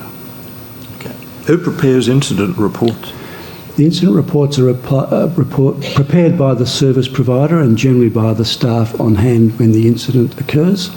And I just do note Patsy Frawley's constant incidents do minimalise the fact this is about an impact on a person, so I just would like to say that. But they're prepared by the service provider, generally by the manager on duty or the staff member. I imagine that perhaps service providers might have an incentive not to report unauthorised restraint. The difficulty with incident reports is we don't know the ones that we don't get, mostly. Precisely.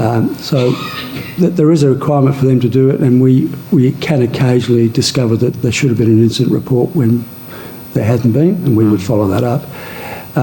I do go to the nature of incident reporting in my statement, where I've seen a reduction in incident reporting where providers have been given a change to a system where they could make a judgment about what's major and non-major. And over the course of last financial year, when that provision was provided to service providers, that I saw a 35% reduction in incident reporting. So I guess that tells you where you give some more subjective ability to providers, they will tend to report less than they had previously. Self-reporting, in other words. Well, every incident report by virtue, it's originated by the service provider, and we receive about 1,000 a year, so a significant number, but we only receive the major ones, so where a provider determines that it's a non-major or a non-category one, we won't receive it. So, as you say, as I mentioned before, it's with the provider to make those judgments. Commissioner, can I take you back, Mr. Rogers, to paragraph 58 of your statement, and there you address what you have identified as the factors based on your experience that have contributed to complaints and incidents of reports of violence and abuse. And the first thing you mention is the group home model itself as a factor. And you've identified a range of reasons in the following paragraphs for why you say that is. But is that something that comes out of the complaints and investigations that you receive, that the problem is, if not the first problem, the model? Generally, the complaints and incidents we review relate to specific incidents, so we investigate those generally. But I would say if you form an overall view around that, often the issues around that are around the group housing model and the particular features of the model. And I mentioned a few of those before, but perhaps if I go back to a few of those, in fact, it's where you've got a home which is also a workplace, and so that compromises certain abilities to have a domestic sort of living arrangement. But you've also got routines within that model for the group, and therefore, by virtue of that, I think inherently there's got to be less individualised choice when you're living in a group. And there are routines that apply in the home, and we often see that those routines would not meet the individual needs of a person living in the home. So we see some issues around that. So clearly those matters are things that impact on the individual's choice and freedom to have their own sort of choices rather than fit in with the group. And we often see that the complaints are around both that the routine of the home taking over the life rather than the person having their own routines for their own individual living situation. So that, just by virtue of living in a group of people who may not have the same interests as you and the same support needs. So I think that's an issue clearly around that. I say more broadly, and I mentioned this in my statement, it's also about the culture that's generated in group homes, and the fact that certain practices seem to be accepted as normal within the home that none of us would accept as normal and acceptable in terms of upholding our human rights. It's the culture within the home which I think somehow gives people with a disability a different value than other people in the community, and that's not acceptable, but I think it's part of the culture of homes which can develop. It doesn't have to, but I think it has developed in some homes that I've had need to look at. Commissioners, I'm going to try something here and ask for a document to be displayed. I'm told I've got to read a number out for that, which is DRC 999007001. Hopefully that comes up on the screen.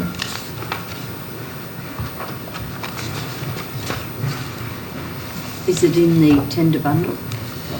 It was a document that was provided earlier, but if it's... We seem to have the Disability Act 2006 on the screen. That's the document. That's the document. All 400 pages of it. No, summary. Summary, oh, right. If the document could be scrolled through, please, to the objects and principles.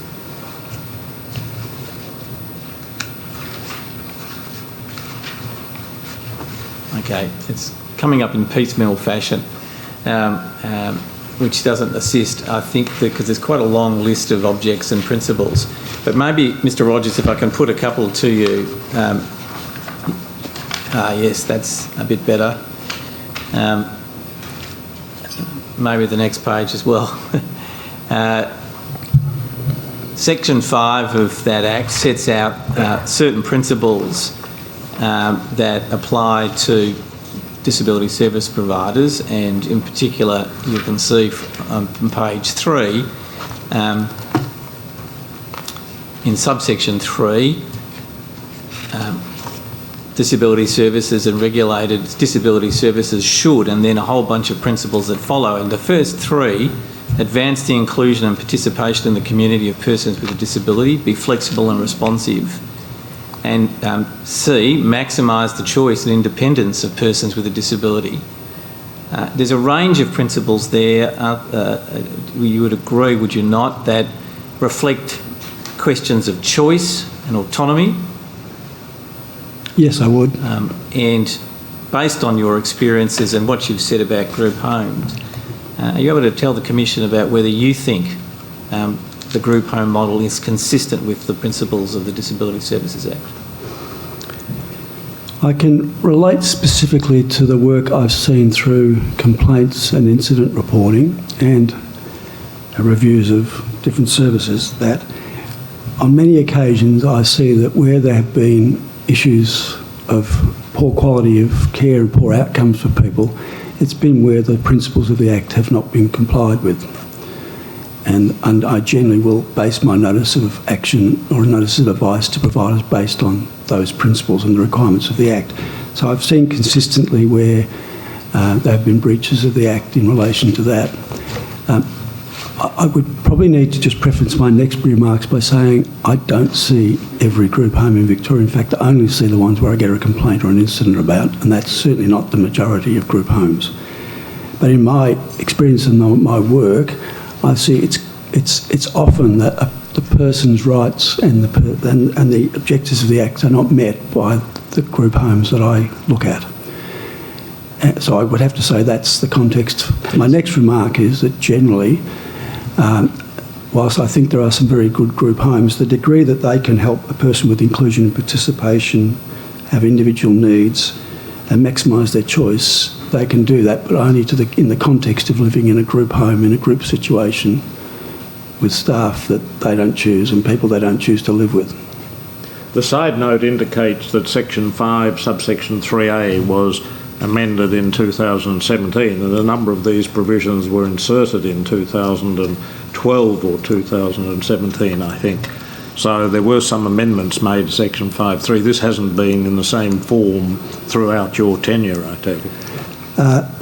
Since I've been in the position, this has been the Act. So you started last year. I only started last year. So through the life of the Disability Services Commission, there have been a number of changes to the Act. The most significant was 2017, which I've mentioned before, and some of these objectives and principles were changed then to reflect the revised approach to regulation and authority and oversight, and also the department's approach to zero tolerance and obviously their approach to actually making sure that places are safer than they were. But the Commissioners, the ones that you mentioned, or the ones I took this witness to, were in the Act from its inception. It's 2006. Certainly three. Yeah, those in three were they've been consistent. Mr Rogers, you do mention in paragraph 64 that you have seen examples of innovative group homes that have proactively implemented person-centred care philosophies and practices. Are you able to say something more about what those look like compared to your earlier evidence about the model that you criticise? My comments in 64 principally relate to my broader observations through the review of services to people who died, because those are the only reviews and investigations I do that relate to broader issues where a person may well have died and in fact there are no issues around the quality of care for those persons. They unfortunately died for natural causes and other reasons of illness. So we have seen in cases there where within the group housing model that the house itself operates in a way that produces better outcomes for people by the virtue of the nature of the culture in the home, the quality of the staff. And as I mentioned, there are still always limitations in a group housing model, but within that group housing model, you'll see the culture of the places where there is, I think, probably a more respectful, open relationship with staff, where staff do the best they can to make sure people have individual choices within their lives. So we just see that it's probably around the nature of the staff and the culture of the home. It's actually not as much the physical fabric of the home, it's what the staff make out of the physical fabric and how they can actually change the processes. So we do see that. I guess that's just for balance. However, as I said before, most of my work relates to where there's been a complaint or something that shouldn't have happened in a home. So I guess I made that comment for balance because we do see some homes where within that model people do get better and better outcomes than other people in different homes. Well, you refer to culture and the culture of the home, and you draw attention in paragraph 62 to the increasing casualisation of the workforce. When you speak about the increasing casualisation, is this a trend that you've observed pre-NDIS or after NDIS or both? I don't have the data on this with me, so this is my observation that casualisation's been a part of the system for some time. I think it has increased pre-NDIS days and post. And I could speculate, but I don't know the reasons for that. And my reason for referring to it is that in my work, I see that where you get frequent different workers in homes, we're more likely to see issues within that home, particularly where there's been poor communication of residents' needs to workers. They work in a house where they don't know the needs of a person and can't respond to them. And it's also just the fact that, in our observation, where you get a home with a lot of different people working in it, it becomes less homely, it becomes less familiar for people. So clearly that's an issue as well. And when you get a house with lots of different people, it's actually hard to build up a respectful and positive culture within the home because you've got a lot of people working in the home that work there at different times and for short times. Yes. Now, if I can take you to paragraph 80 of your statement.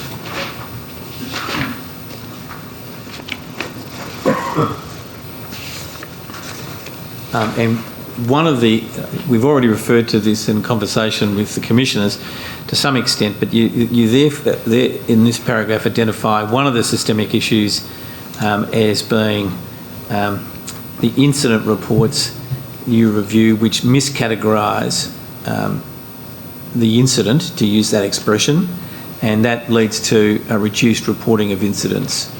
An issue that arises with this lack of monitoring of non-major incidents. Now, perhaps you can tell the Commission about the distinction between major incidents on the one hand and non-major incidents on the other.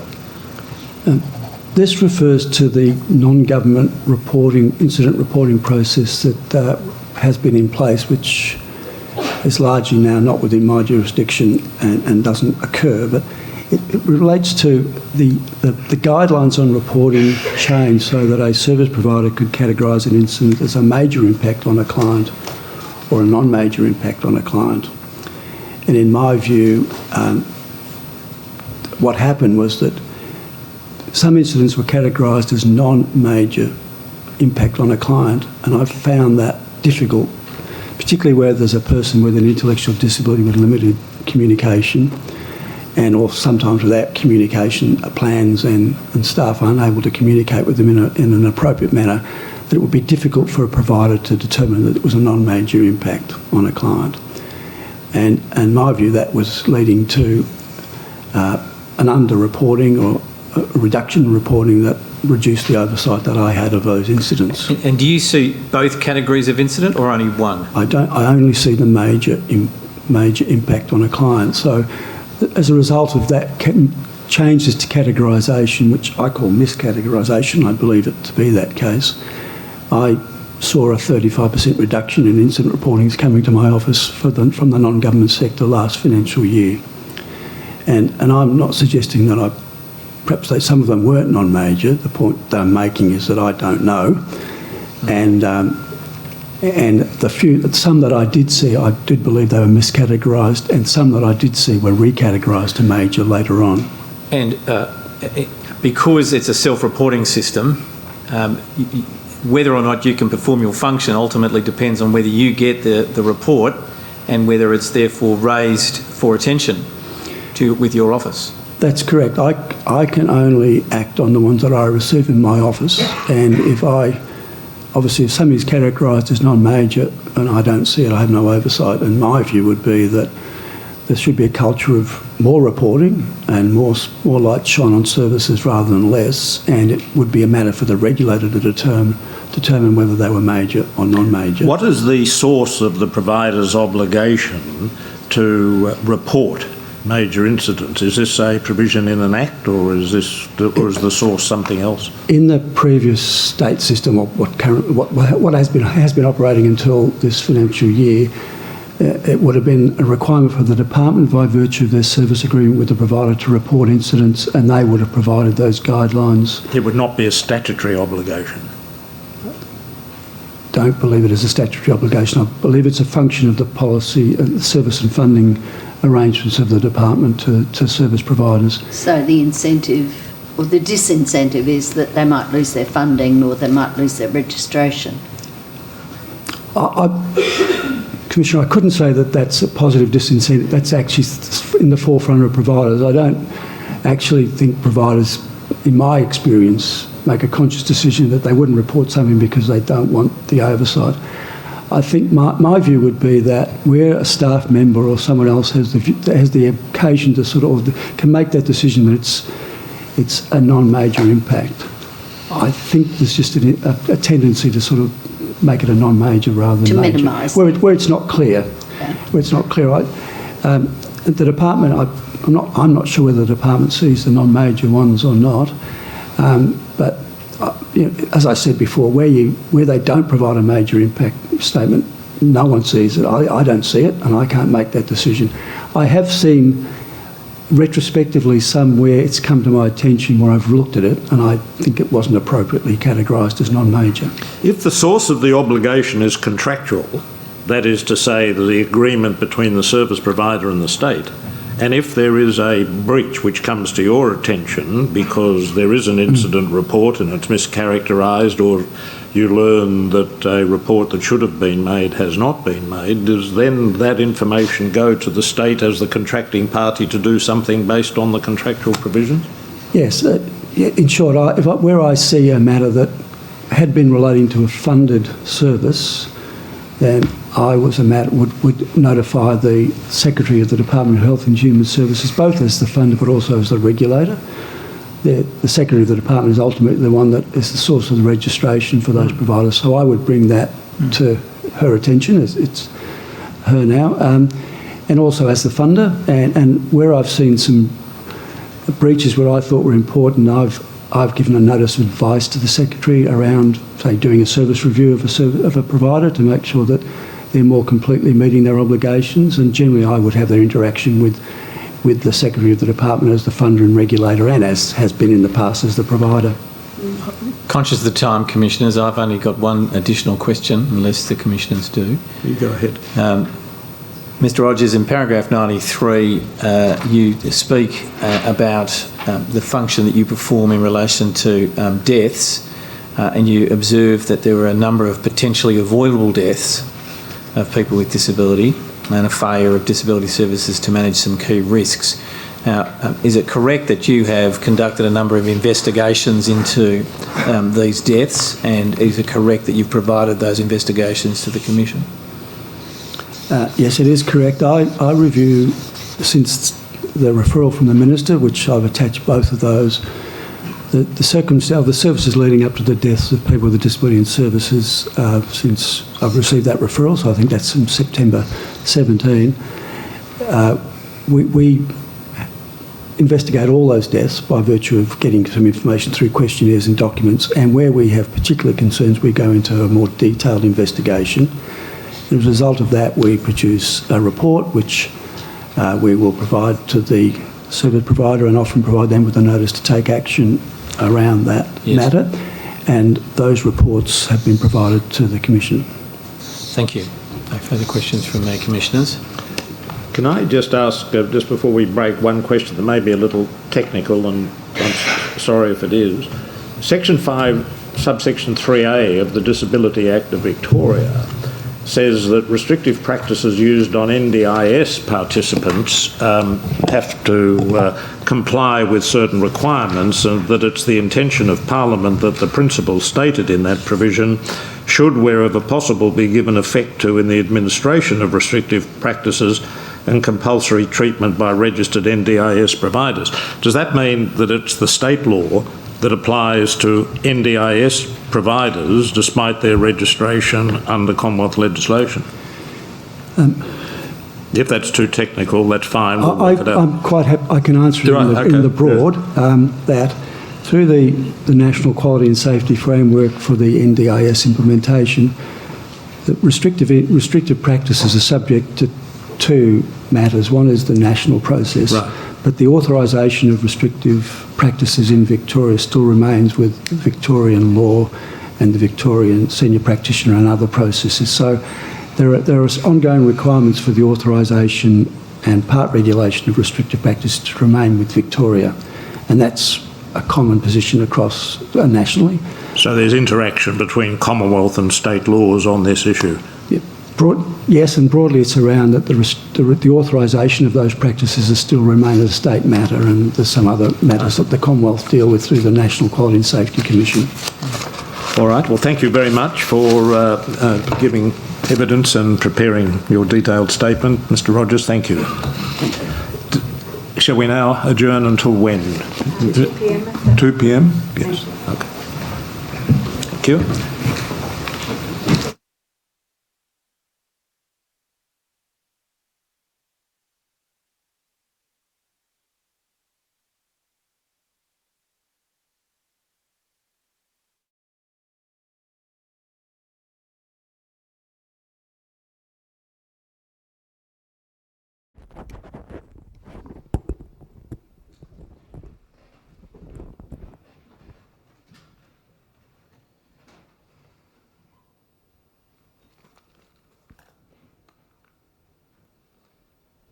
Royal Commission is now in session. Yes, Mr. Harding. Thank you, Commissioner. Our next witness is Ms. Janine Toomey. If Ms. Toomey could come forward, thank you. And you may take the oath or affirmation. And just one moment. Are we missing some interpreters? I think we can administer the oath or the affirmation as the case may be, and then we'll work it out from there.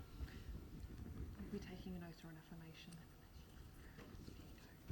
If you can just please face the Commission and repeat after me. I solemnly and sincerely declare and affirm. I solemnly and sincerely declare and affirm that the evidence I shall give will be the truth, the whole truth, and nothing but the truth. Will be the truth, the whole truth, and nothing but the truth. Thank you, Mr. Toomey. Please do sit down. I think our interpreters have arrived, so Mr. Harding, we can commence. Okay, thank you. Ms. Toomey, is your name Janine Louise Toomey? It is. And you employed as the Executive Director, Disability and NDIS in the Department of Health and Human Services. October 2017. Yes, that's correct. And the Department of Health and Human Services is the Victorian Department. Correct. And prior to holding that role, you held a number of other roles. I won't list them all, but they were roles with the department. Is that correct? That's correct. And have you prepared a statement for the purposes of this commission? I have. And have read it recently? I have. Is it true and correct? It is true and correct. Thank you, Ms Toomey.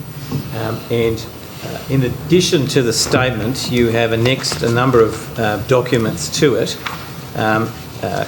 comprising some 70 annexures, which is set out for you in neat form there next to you in the event that we need to refer to them.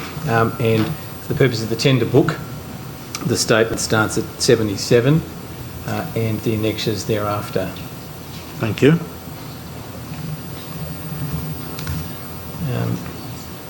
Ms Toomey, perhaps if I could start at the beginning. You're the Executive Director of Disability and NDIS in the department. What does that involve? I see the role having four main areas. I have oversight of the transition to the NDIS of the state system. That includes both the disability program, but also oversight of other services that are transitioning to the NDIS. I've overseen the transfer of government-delivered and department-delivered services to the non-government sector as part of that NDIS transition. I'm also responsible for the Office for Disability, which drives the whole of Victorian Government inclusion agenda through the state plan. And the fourth area is broadly the program management of disability services that are residual to the state, so those out-of-scope services that remain under funding and service delivery within the state of Victoria. And when you refer to out-of-scope services, you're referring to those that are not NDIS services upon the transition? That's correct. So that mostly the disability forensic program is out of scope for transition to the NDIS. Is that the language that's used to describe the situation in which there are some that the NDIS runs and some that Victoria retains?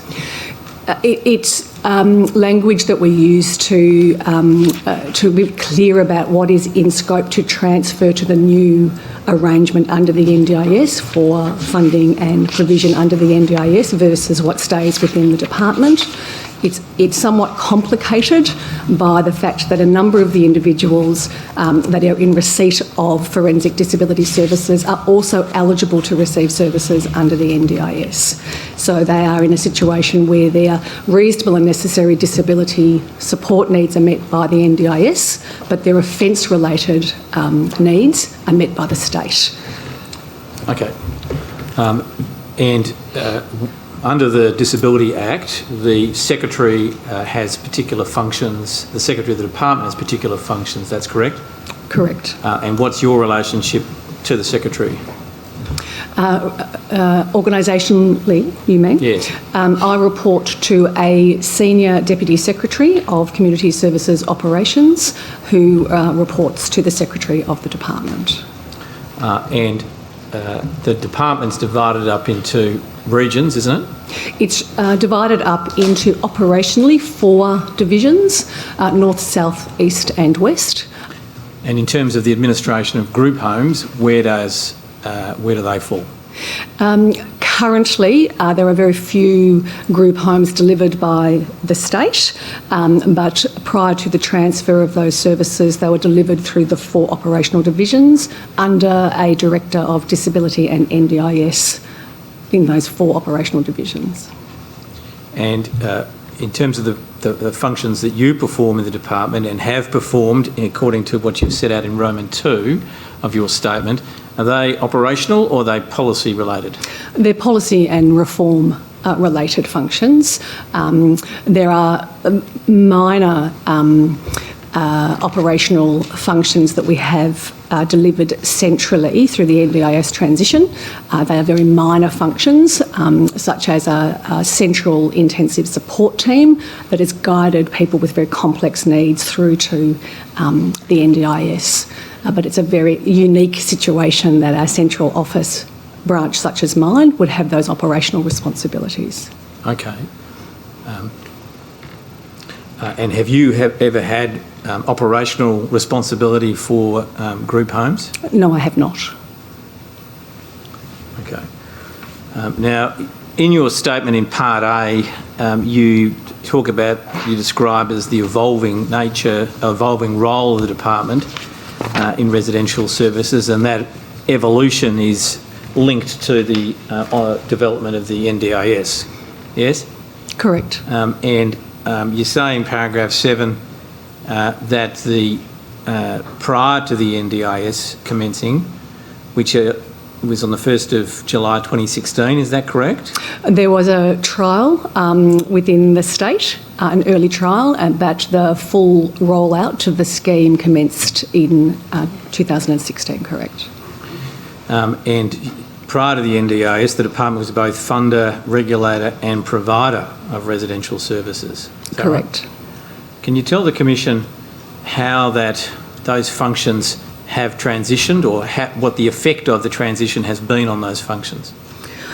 If we can exclude the out-of-scope services, first and foremost, those services that are transitioning to the NDIS, the transition means that we have over a 3-year period of the transition, an agreed period for the transition of Victorian delivered services, slowly, area by area, moved from a state-funded system to a NDIA-funded system, area by area.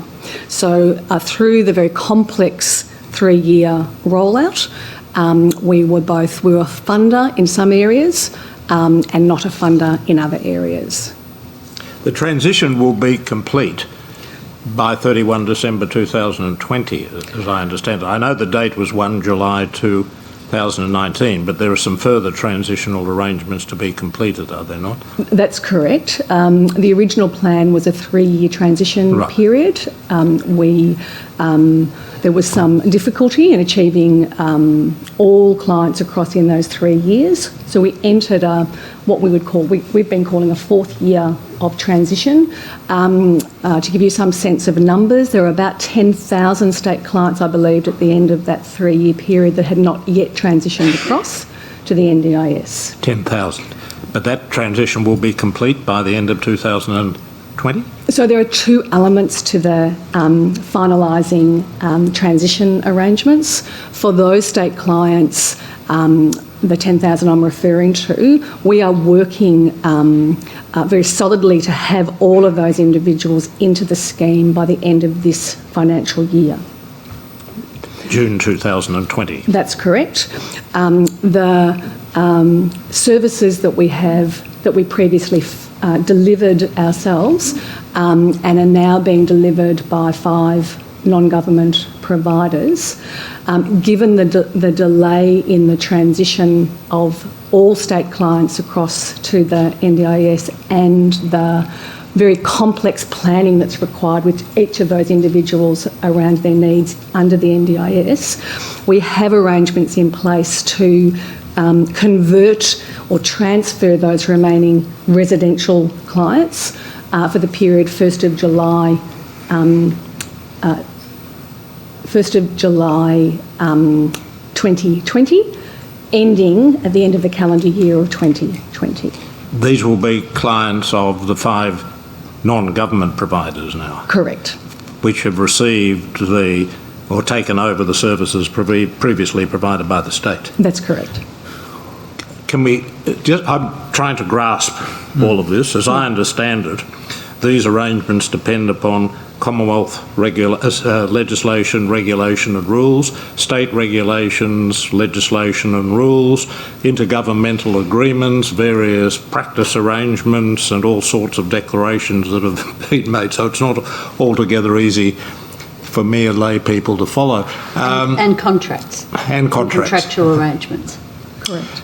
So at the end of 2020, what remains for Victoria to do in the area of people who require supported accommodation, if anything? We have retained a small number of group homes that we are delivering through the state, small number of houses for children and adolescents, and we retained service delivery for those houses due to an as yet unsettled policy position with the NDIA in relation to funding arrangements for children in out-of-home care. That is now settled. But those services continue to be delivered by the state. But are they to be delivered pursuant to the arrangements under the NDIS, or are they outside those arrangements? They are absolutely, at the moment, whilst we are delivering these services under financial arrangements known as in-kind arrangements, the regulatory arrangement is through the previous state arrangements.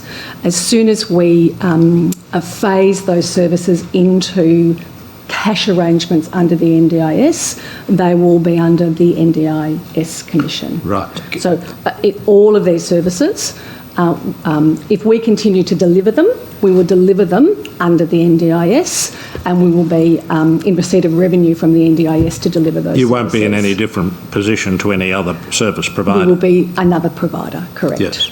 All right. So where does that leave the state of Victoria post-2020? What will it actually be doing by way of the provision of or regulation of supported accommodation facilities?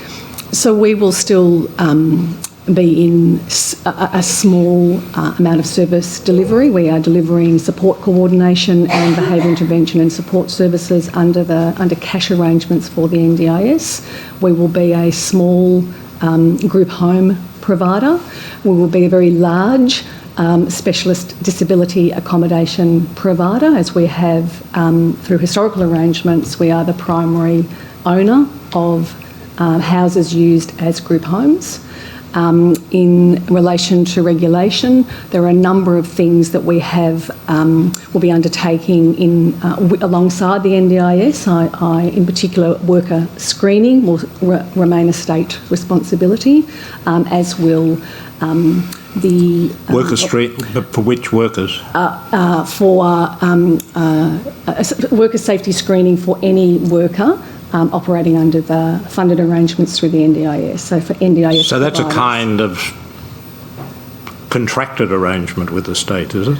It's an intergovernmental agreement between the Commonwealth and the state, that this is something that the state of Victoria will do by way of the provision of services. That's correct. So essentially the role of the state of Victoria after the end of 2020 is to undertake those services that have been agreed with the Commonwealth, subject to one or two exceptions like the forensic facilities. Is that a fair description? That's a good description. So what we've got, in brief, is a wholesale transfer of function from the state to the Commonwealth under new arrangements called the NDIS, and in effect the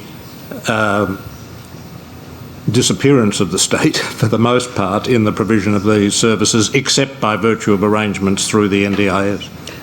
Correct, although the state will continue its role. I mentioned the Office for Disability earlier, and its role in driving certainly considerations of how Victoria provides appropriate support and services to people with a disability more broadly, but it's a much broader group of people.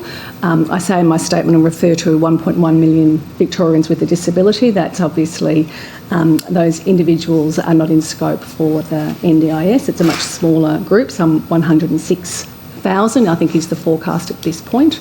But the state will continue to have a role in relation to ensuring that mainstream services adapt to the needs of people with a disability and respond appropriately to people with a disability.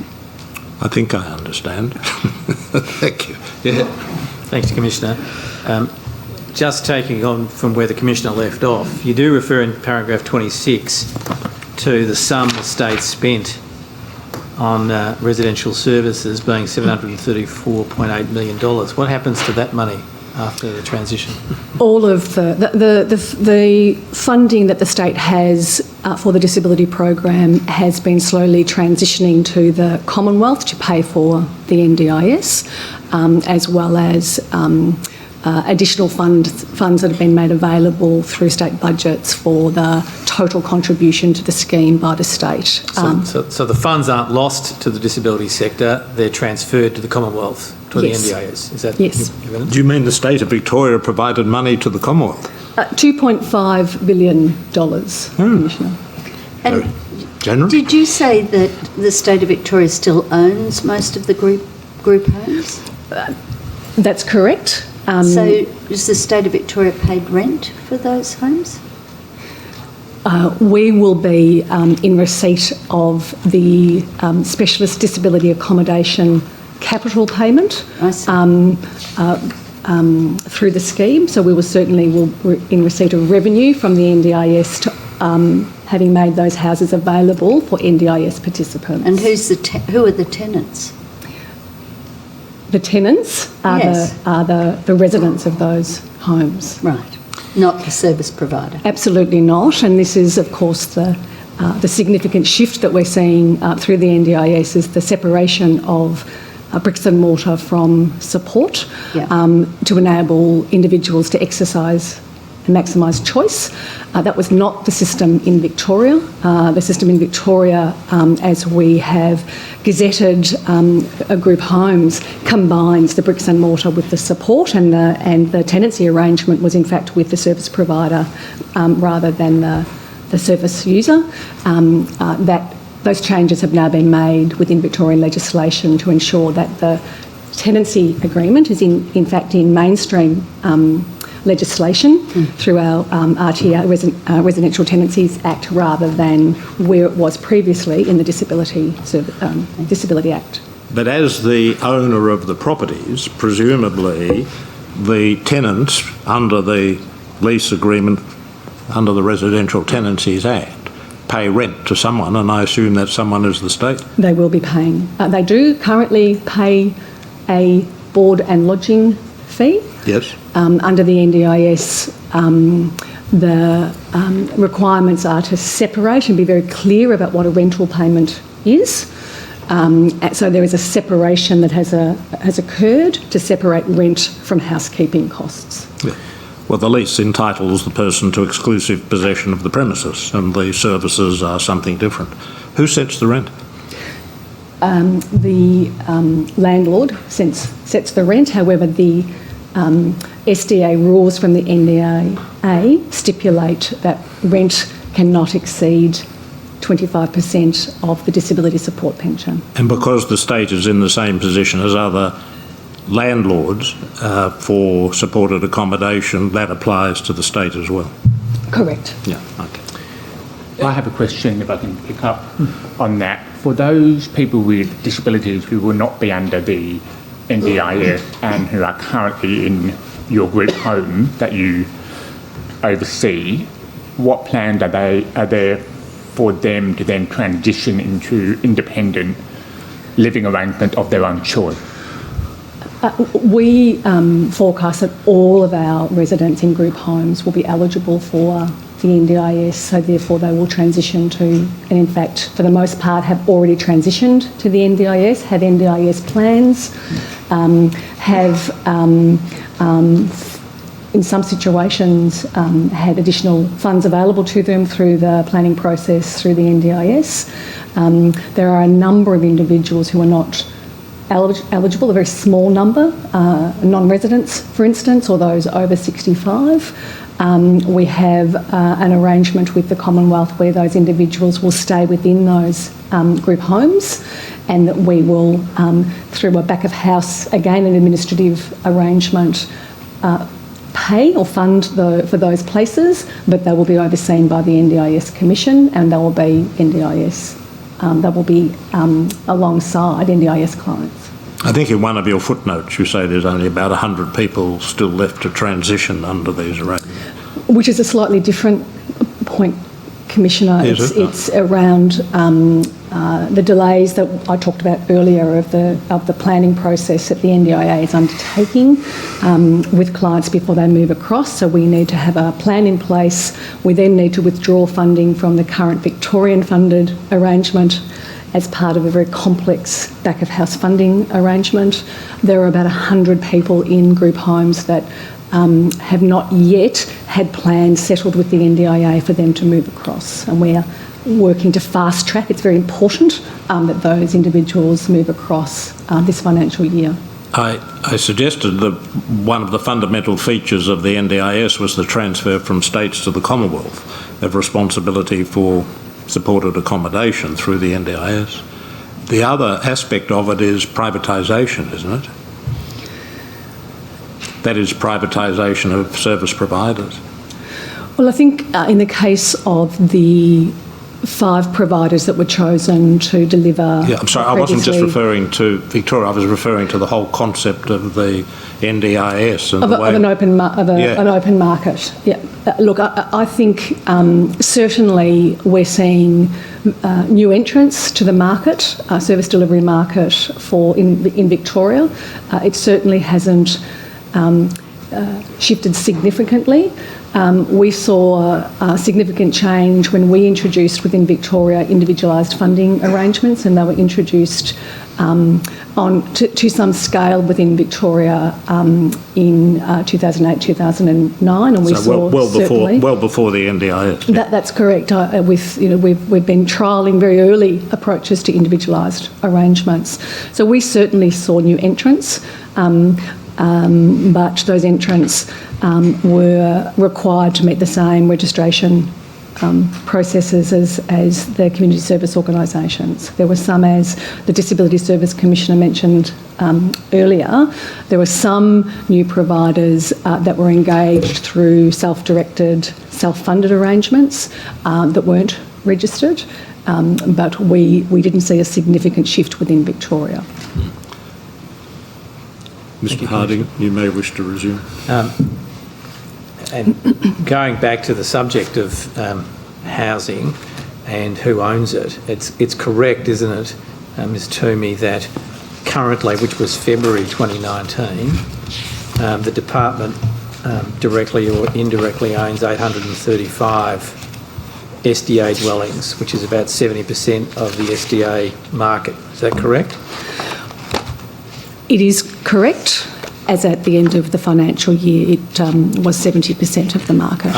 And you've referred to the separation between the bricks and mortar, the building on the one hand, which the department will own, and the support role on the other hand, which has been contracted out, if I can use that expression, to 5 non-government providers.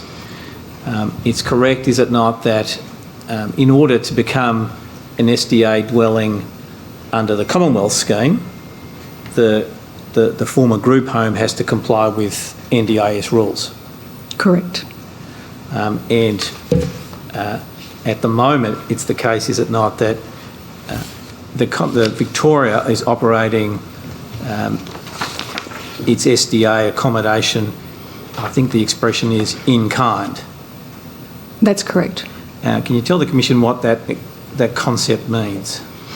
It is, as I alluded to earlier, the financial arrangement that we have with the Commonwealth that simply offsets our financial contribution by the amount of the service delivery costs for those services at this time.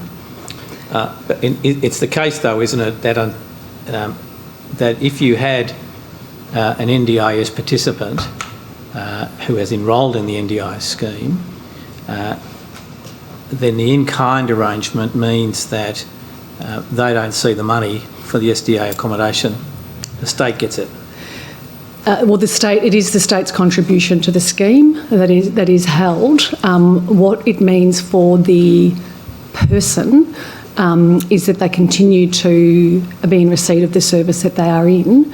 Our arrangements with the Commonwealth, however, and with the NDIA operationally, is that in the event that that individual would like to move from that service, we actually have administrative arrangements in place where they can be moved from that service. It doesn't lock them into that either bricks and mortar or that service provider.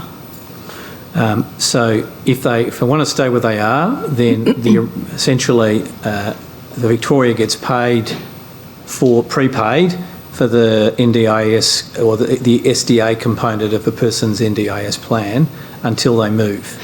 It's in fact not necessarily a payment, but a discount of sort to our contribution, our financial contribution to the scheme. So we're able to retain those funds until the individual moves across but the under effect cash is the arrangements. Same. The NDIS participant doesn't see the funds. It remains, whether it's discounted or paid, with Victoria. There are some operational differences in relation to that issue. In relation to a plan, so a participant has line items recorded within their NDIS plan. In some situations, the NDIA have put a figure associated with their supported independent living service or their specialist disability accommodation service, and in some cases they've used no figure at all, that's referring to the in-kind arrangements. Okay. And will the in-kind arrangements cease on the 31st of December 2020? They will phase out starting on the 1st of July 2020 through to the end of the calendar year. We're in the final stages of negotiating with both the NDIA and the 5 new transfer providers around how we would make that happen. It's a very complex replanning process with those individuals. We'll need to plan house by house, making sure that all of those individuals within a group home convert across to the new arrangements. What was the rationale for the transfer to the 5 non-government service providers? I think the Victorian government has always had a significant footprint in direct service delivery and had somewhere near 50% of the market. It was certainly seen as an impediment to growing a more vibrant market into the future, and there was a view that if it was opened up to more non-government providers, that would actually have a benefit to how some of the workforce planning that we were doing and making sure that there were more providers available to deliver services into the future. And this is a competitive market in relation to consumers. Correct. The consumers are people with disability. Markets normally assume full information. Is that the way this market is going to work? I think that the NDIA, the intent is definitely full information. I think that we are still, as we understand the market and the needs of service users within Victoria, we are still seeking information that we need to fully inform the market. I think the market in relation to specialist disability accommodation, SDA services in particular, we have not seen significant growth over the last couple of years, and as we would hope to under a user cost of capital contribution through the NDIA. So it may be that we need to intervene within the market and facilitate and enable growth within the market to respond to the needs of people that require SDA. All right. Yes. In paragraph 92, you talk about innovation in accommodation design. Mr. Harding, is it okay if I go on to this now, or you got things you want to do before that? I was intending to explore further this accommodation issue. Okay, before we get to that? Yes. Yes, okay. Ms. Toomey, we've just been speaking about the rationale for deciding to contract out the services to the 5 non-government providers, and this is the support component, isn't it, as opposed to the bricks and mortar component? That's correct. And I think you mentioned that under the previous pre-NDIS regime, they were integrated. But the Disability Act, in that respect, hasn't changed, has it? Why weren't you able to separate the two things before now? They've been separated as a consequence of amendments last. Sorry, so I'm not sure whether it was last year or this year. I think it was last year that those amendments were made that therefore separates the capital component from the support component. But it still, is it not a group home under the Act? So which Act are we talking The about? Disability Act? Right. It is a group home under the Disability Act until such time it's degazetted, and Yes. they will be degazetted under the Act when the tenancy arrangements move from the Disability Act across to the Residential Tenancies Act, and we're in the process of making those transfers with individuals now across to new tenancy agreements. Well, that's my point. So we've got an arrangement. Let's go back a step. You've said that in order to transition into the new NDIS world, there has to be an arrangement made between the SDA provider and the resident, and that becomes subject to the Residential Tenancies Act. Correct. And for those situations where that hasn't occurred, we're still talking about a group home in its original concept. Correct, and the safeguards under the Disability Act. Yes. So that does assume, does it not, an integrated model? Except for those individuals that have fully moved across to the NDIS. Yes, but for those who haven't, they're still within the integrated model. Correct. And so you're able, even for those who haven't, to be able to distinguish between the bricks and mortar on the one hand and supported accommodation and the support on the other through your transfer of these arrangements to a non-government provider. And that applies to all group homes under their current arrangement.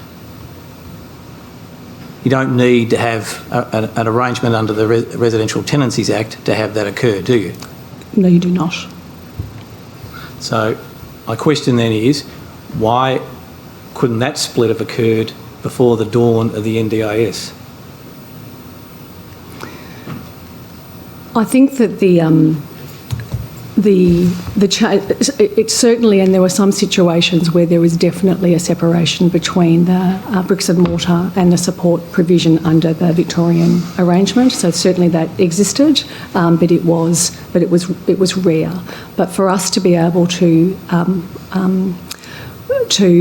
ensure that the safeguards and the residential rights provisions of the Disability Act were in place, our preference was to gazette group homes. Yes, and so those who are receiving services now from one of the 5 providers are still subject to those protections under the Disability Act, aren't they? Correct. And so the mere fact that you've separated bricks and mortar on the one hand and support on the other doesn't affect whether or not they get the protections, the safeguards the Act provides. It is the registration arrangements. Yes. Correct. Okay. Just dealing with the accommodation issue, you've produced a document for us called the SDA Asset Register, and I think, Commissioners, you have copies of this document. And that tells us some information about what the SDA accommodation is in Victoria and where it's located. Yes? Correct. And also... In relation to department-delivered SDA. Yes, that's right. Yep. Yep. Yes, what did I say? So, yes, I think I may have misdescribed the document. SDA Asset Strategy is the one I'm looking at. Are you looking at that one? Correct. Yes.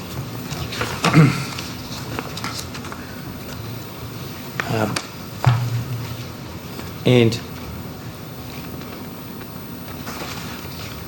if you go through, please, to page 30.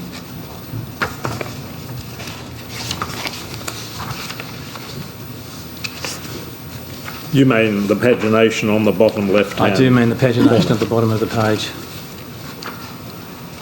left-hand side. You see that? It's got 6.3 divisional distribution and operation of SDA. Yes.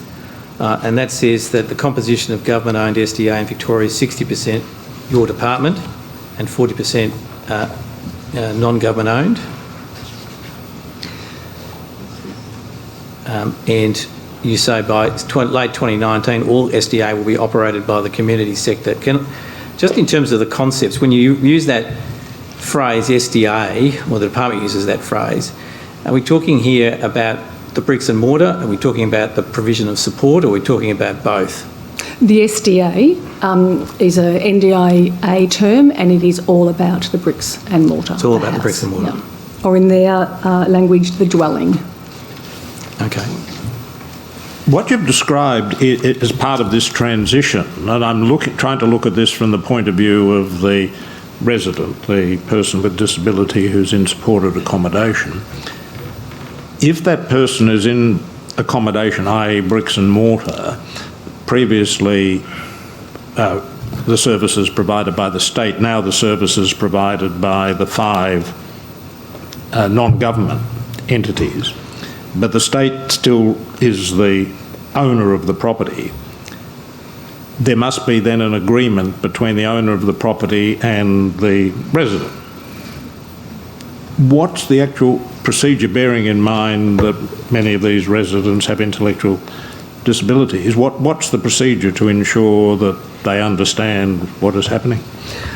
So under the previously funded state system of support, residential statements were required to be issued under the legislation, and it was our practice to issue those statements in a range of formats, including a plain English format. It was also a requirement of house supervisors to talk through those statements with individuals. Many families, many residents that have active families, those statements would, by request, be issued to a family member or a significant supporter of a person. I think the feedback that we've had in relation to those residential statements is they're very difficult to understand, but they do outline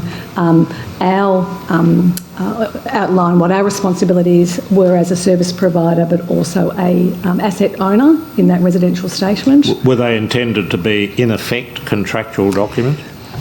I don't think they were ever intended to be contractual documents, as opposed to the requirement to issue a service agreement under the NDIS. But did they impose some obligations, however described, upon the resident? They did. Yeah. And was there any independent advice provided to people when this document was given to them? I think in some situations the issuing of residential statements was undertaken very well with advocates and families. I think in some situations it was perhaps more an administrative process rather than a conversation that should have occurred. And if we move to the transition to residential tenancies agreements, and I know the Residential Tenancies Act is designed to give tenants more rights than otherwise they might have as mere licensees, for example. Again, is there a process of explanation to people to inform them as to what is being done and why and how it's different? We're working, that process will be undertaken by Consumer Affairs Victoria, and we're working with Consumer Affairs at the moment to ensure that they understand the needs of this particular client group and are informed by our experience. We've even linked Consumer Affairs Victoria up with a number of key stakeholder groups within Victoria, so they can also hear from families and individuals, peak bodies, about the best way to implement this change, because it is a significant change for residents. Yeah. The usual apology, Mr. Harding. That's fine. No, Not yet. Too soon. What I don't understand is this, and I just ask you to explain it to me. So there will be a contractual relationship between the Victorian government and the tenant, the resident. But there are 5 service providers. So if a tenant lives in a group home owned by the government as the landlord and wishes to have a service provider that's different from the service providers the other tenants have, is there any difficulty with that, or do certain service providers provide service in certain of the group homes? There is no requirement to for those individuals, the people that have been part of or subject to the transfer, to retain the services, the new service providers. However, in a group living situation, you would have to get agreement. If it is 4 or 5 people living together, it's not possible to bring multiple providers in to provide. Oh, I see. They'd all have to agree the same. They would have to. So in a smaller dwelling, absolutely that can happen immediately. There is no arrangement, no contractual arrangement that limits that choice for smaller dwellings. That's a significant barrier to real choice, isn't it? If you have to get every other tenant to agree to a change of service provider from the service provider who's provided the service in that house. And who got to originally choose the service provider for that group home? The residents or someone else? So in relation to the 5 new providers, there was a very lengthy expression of interest process followed by a tender process. The criteria that was settled upon in relation to the selection of those providers was developed through a co-design process with families and residents and advocacy groups. So there was significant input into what government was looking for in relation to the right providers for those services.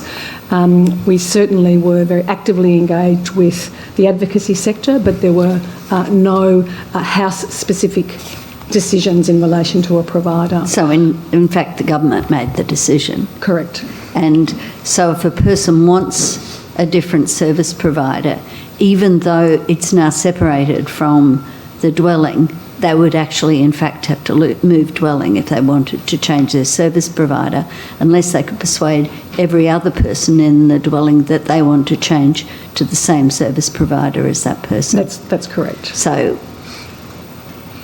the theory and the practice might have some distance between them. I think, though, as we work towards the next step to have smaller dwellings available for people, that will be, I think, much easier to be able to reach consensus about the type of service provider to bring into a dwelling. But equally, I think, with individually attached and portable funding, what we've seen in Victoria through dedicated effort, a large number of people have in fact exited supported accommodation and group homes because of the availability of the funding to do so. So we've had through project work about 200 people leave when individual support packages have been available to them. Okay, thanks. What's a small home? Our dwellings, and I'd need to reference a table, but it goes from a one-person group home, and I know there's a tension in the language, but we certainly have group homes that accommodate one individual. Table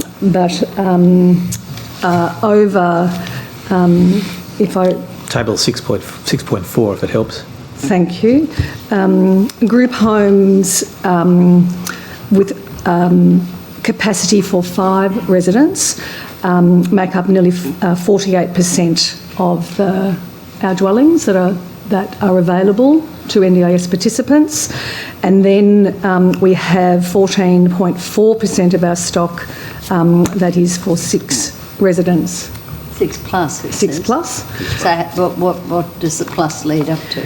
I think, and I will need to come back to the Commission with this exact upper limit, but I think that the maximum number of people within one of our SDA services is 8.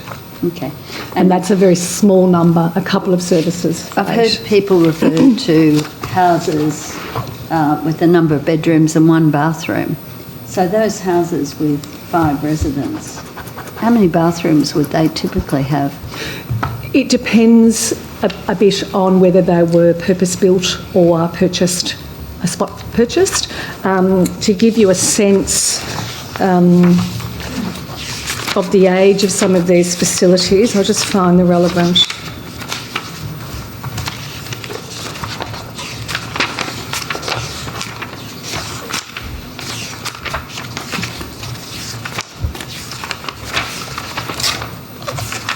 Essentially, we're not talking about residents that have 5 bedrooms with 5 en suites, are we?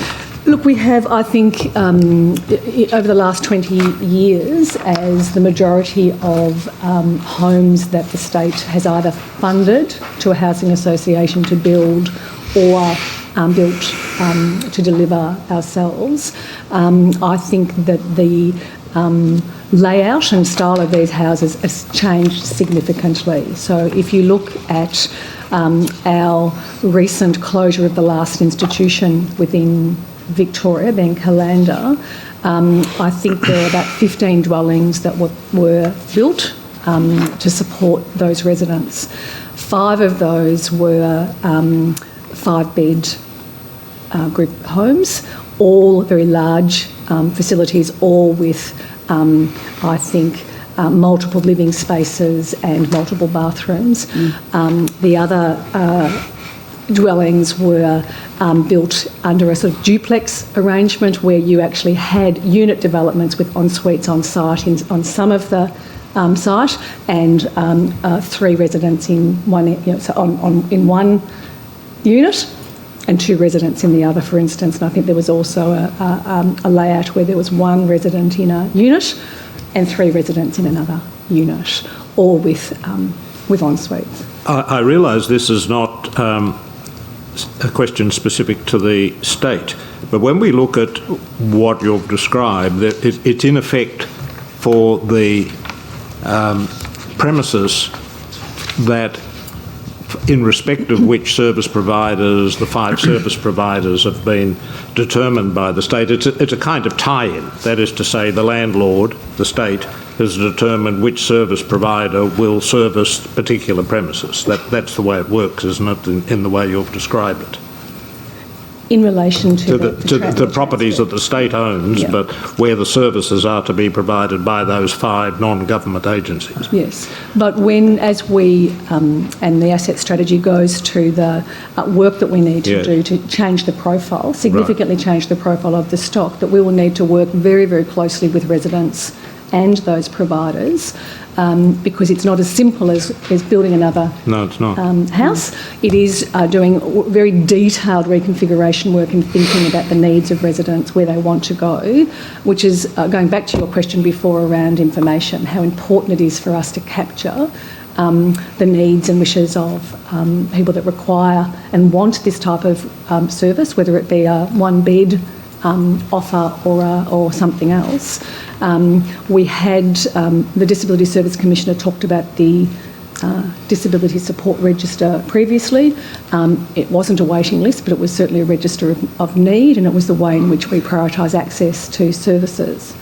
It was one way of being able to capture the needs, unmet needs of individuals around their housing and support needs. And we used that register as a planning tool across the state when there were growth funds available to us. He said it was crisis driven. The entry to the system, I think the Commissioner talked about being often crisis driven in the context of choice. Yeah. I think if families have been waiting for a number of years to find a suitable service for their family member, I think sometimes decisions were made when they were in critical need to be able to ensure a safe pathway for their family member into the future. So it's a planning tool. If something's crisis-driven, it tends to be compromised. Look, I think there's 2 elements to that. Certainly, the allocation process, I think,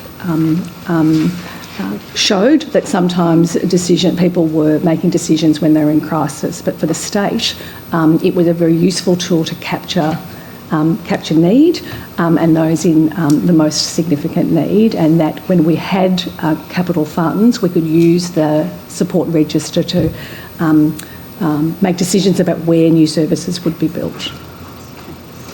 Mr Harding, you'll be familiar with the fact that the bank nationalisation case famously was argued by the bench with occasional interventions from counsel. You're probably in the same position. Very occasional, I understand, I think. All right, carry on. I think you were asked some questions around the stock and the number of bedrooms that were in, and you drew your attention to 6.4 of the document. Before we leave the document, it does appear on these figures that the vast majority of group homes in Victoria were 4 and above. Can you agree with that? And can I draw your attention to page 34 of that document, 7 key findings. And it says here, prior to the NDIS, the department had focused on the provision of higher bedroom count disability houses. And then you contrast that with the onset of the NDIA and what it requires. I've got 2 questions. Why did the department focus on higher bedrooms, and why did it take the NDIA to change your mind? I would say that we have had significant supply challenges for some time in relation to this type of service, which has meant that we've wanted to maximise places and beds for those in critical need. I would say, though, that as we have had funds available to us, a bit like the Calander experience that I raised, is try to individualise those settings as much as we possibly can, so not build large-scale group homes. So I would say that over the last 15 years, that the distribution that you see in 6.4 would have been very significantly different 15 years ago, where the majority would have been 5 beds and above, whereas we now have a greater range. We have much further to go in relation to creating that range, however. But what's the basis for the statement there was a focus on the provision of higher bedroom homes? Why did the department focus on that? I think there was a focus on maximising bed capacity because of the high demand for beds over the last 15 years. And when you talk about the challenge of supply, given the high demand, that's code, is it not, for budget preferences by the government? We have been, we can only build new group homes when budget is available. When the government gives you the money? When there is an appropriation of funds, correct. Yes. So where you speak in your statement about supply problems and the constraints on choice by reference to supply, that is, again, a reflection of budget priorities. Correct.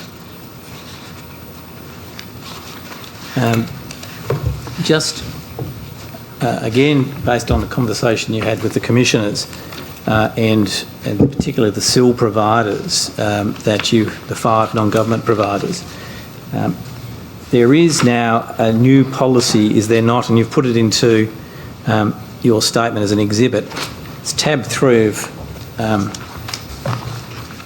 your documents, which I think is Tender Bundle 79. It's called Offering Residency and Specialist Disability Accommodation Policy and Standards. Do you recognise that document? I do. And that's the document that governs admission to a home now under the changed arrangements. Is that right? Correct. And I think in answer to Commissioner Atkinson's question, it's true, isn't it, that if you're in a group home now, you will take the SIL provider that's available for that group home unless there's some meeting of the minds of all the residents. Correct. Now, this document says there's a heading screening. If you would like to see the document, it should be in the tender bundle in the first volume. think there's a...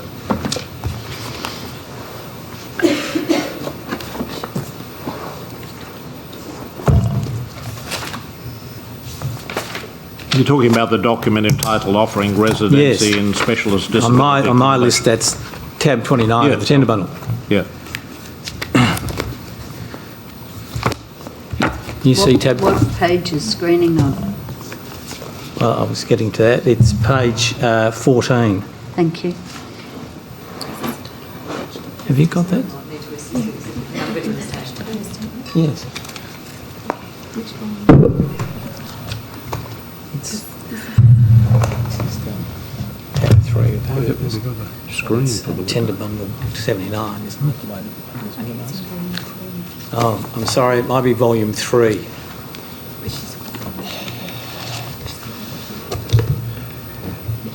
This is beginning I to don't look have like a volume commercial 3. division case, Mr. Hardy. Yes. Apparently it's on your table. Can you see that? This is the Disability Support Register guidelines, not the... Can I just read it to you if it might be Yes. of assistance? Well, put it up on. Oh, It's on the apologies, screen. it is here. Okay. Can you see the screen? Yes. All right. All right. So this tells us SDA and SIL providers should review all applications to determine who will be the best fit for the household. It does? And that means that's a decision by the SDA provider, the government and the SIL provider. Is that right? The intent is for there to be collaboration between the SDA and SIL provider in relation to filling a vacancy within a service. What about the tenants? Don't tenants normally decide who they get to live with?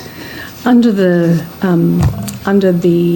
new policy, under the previous policy, that wasn't the practice. Mm-hmm. Under the interim policy, so this policy has been developed to guide vacancy management or filling of vacancies through the transition process, and the document is under review at the moment as we have now entered or close to entering full scheme. Mm-hmm. The history really around filling vacancies within group homes has been through the lens of a prioritised access process where there has been high demand for service and people in crisis. So we've considered both compatibility of residents but also prioritising access to a much needed service. Mm-hmm. So there had not been, whilst there had been practice, allocation panels that involved people with a disability, sector representatives, government and non-government representatives, it had not been practiced to involve residents in those decisions. Does this document apply only during the transitional period, or is this something that applies post 2020? So it is a document that will be need to be developed under the SDA rules, the NDIA SDA rules, by any owner of an SDA property. So we've developed this document to guide our allocation processes. Other housing associations will develop their own policies under the NDIA rules to allocate vacancies within their services. So under the NDIS, it's open to the owners of properties and the service providers to reach agreements similar to this, and in particular to reach agreements that do not require the involvement of the residents themselves in any process for replacing tenants as they leave. Unlike the state system where in Victoria decided allocation of resources, the NDIA is leaving it to the market to determine who has access to beds within SDA. Yeah. Yes. But this suggests, when you read this document, it's looking at the interests of the SIL provider and the SDA primarily, and then incidentally the interests of the other residents, the new resident and the other, let's call them tenants.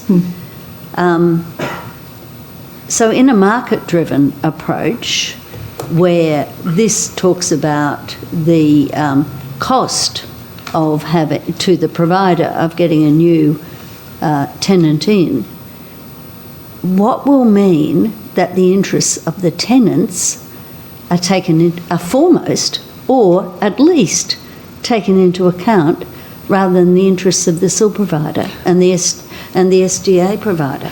So I think we need, I think it's a very delicate balance of both, making sure, in this case it's more the support provider to be able to be comfortable with being able to provide the appropriate service to that individual in a group arrangement. I think what we'll see is a shift as we make changes to the entry criteria for SDA, where there is a definite shift. We've already seen a shift away from considerations of compatibility alongside priority in the previous state system.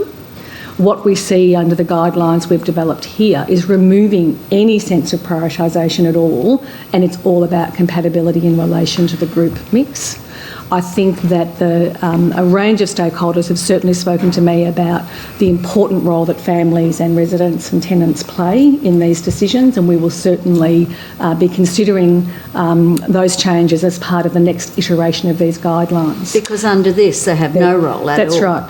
The consequence, however, and I feel I need to raise the consequence of that and absolutely support. Yes.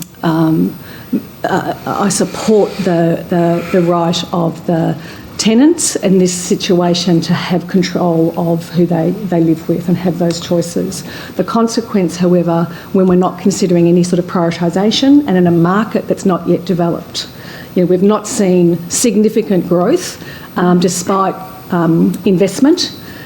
There are very few places available at the moment, and what we're seeing as more and more people in Victoria in crisis because they don't have somewhere to actually move to out of a family home. So we're seeing people longer term in hospital. We've got examples of people staying longer in the justice system. So we are seeing a change in the way in which allocation of resources occurs in a market that's not yet mature. So when you look at what the Productivity Commission forecasts is the likely number of SDA beds that we need in Victoria, and it's the best predictor we have at the moment around need, it's around 6,300 beds. We know the state system under the state arrangement had 5,000 beds.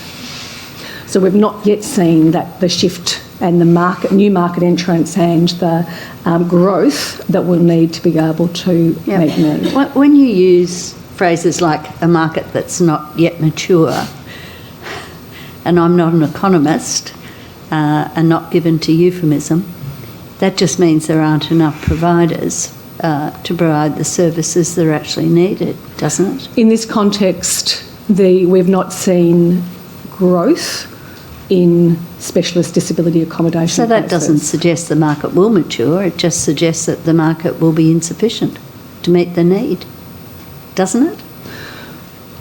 I think at the moment it's clear that it's not sufficient to meet need. You're not the designer of the NDIS, and therefore you're not responsible for the concept of market. But there are elements of a market that this concept may or may not satisfy, whether they're clarified by the concept of an immature market as distinct from a mature market may be a matter for debate. But one thing I'm interested in, the document we're looking at now, how is that compatible with the Residential Tenancies Act and the lease that the individual tenants would have? You can't, under a lease, substitute when one tenant goes, the landlord says, or someone who's providing electricity says, oh, by the way, here's your new tenant who's going to come in and move in with you. The changes to the Tenancy Act are modelled on the provisions of the previous Disability Act. We're getting into... So the position of the residents is not the same as a tenant under a, if I can put it this way, usual residential tenancies agreement? In fact, the residential rights within group homes are higher than the... so we've not lost any of the strengths of the safeguards within the Disability Act. And in fact, enhance some of those safeguards. There are provisions within the Residential Tenancies Act that would not apply to these services because of the particular needs of individuals within group homes. But one provision of the Residential Tenancies Act may not be a particular provision, it may be a concept embodied in the Act, would not apply, and that concept would be that you can't substitute a tenant for a previous tenant against the will of any other joint tenant. We're getting into, for me, technical matters in relation to the RTO, which I may have to come back to you on. Yeah. Not sure it's very technical. It's just saying if you're a tenant in a lease, you can choose who you live with. The landlord doesn't choose who you live with. That's not very technical. That's all the chair is referring to, I think. And that choice will not be available to the tenants under the Residential Tenancies Act with the SDAs. Is that right? It sounds like that is the case. No, I'm just picking it up because, and I'm sure you didn't mean to communicate something that wasn't accurate, but I just understood the reference to the Residential Tenancies Act to mean that all of the protections under the Residential Tenancies Act would be available to residents of SDA, that accommodation, but that does not seem to be the case. No, my apologies. It is a new part within the Residential Tenancies Act. Okay. Just one quick question. It's sort of related to this document. When a NDIA participant moved into this arrangement, the payment for SIL, where does that go to the provider, directly to the provider? It goes through the NDIS participant to the SIL provider. You mean they get to choose how much of that payment is provided to the provider, or how does that work? We're also getting into NDIA related territory here, but my best understanding is there is a SIL allocation for an NDIS participant, and that's subject to often a quoting process of the SIL provider between the individual and the NDIA, and it's an agreement in relation to the SIL costs. So the SIL will then be, that payment will then be a line item in someone's NDIS plan, alongside other items, including the SDA payment and other perhaps activities in the community, or allied health or other things within that plan, and the SIL payment would then go to the SIL provider.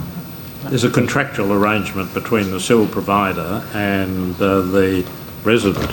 The NDIA ask for contracts to be, service contracts to be in place, and they are in place in some arrangements and not in others, is my understanding. They raise a number of other issues associated with, at one level, sort of high transactional costs associated with the NDIS, but also the need for supported decision-making support, particularly for people with an intellectual disability entering a contractual arrangement with a service provider. Well, I appreciate we're taking you out of your area of particular responsibility, but thank you. Mr Harding, you're on again. Before we leave this document, I did want you to have a look at the next page, if you could, which is page 15 of the same document. And the top paragraph tells us that during the screening process, the SIL provider is responsible for representing the preferences and goals of the current residents. This is vital in determining whether a participant is likely to live harmoniously in the household with the other residents. Why is it vital? And what look-in do the residents get? The existing residents or someone making application to live within the house? The existing residents, which I think is what that paragraph is speaking about. Yeah, there would be an expectation. There are often multiple applications for vacancies through advertised vacancies. So there is a sort of shortlisting process to consider compatibility, and we certainly, the SIL provider who has knowledge of all of the individuals within that house is well placed to understand the compatibility of the grouping, accepting that large grouping is very difficult to actually make decisions around compatibility in relation to 4 or 5 individuals. But at the moment, that's where the vacancies are within the system.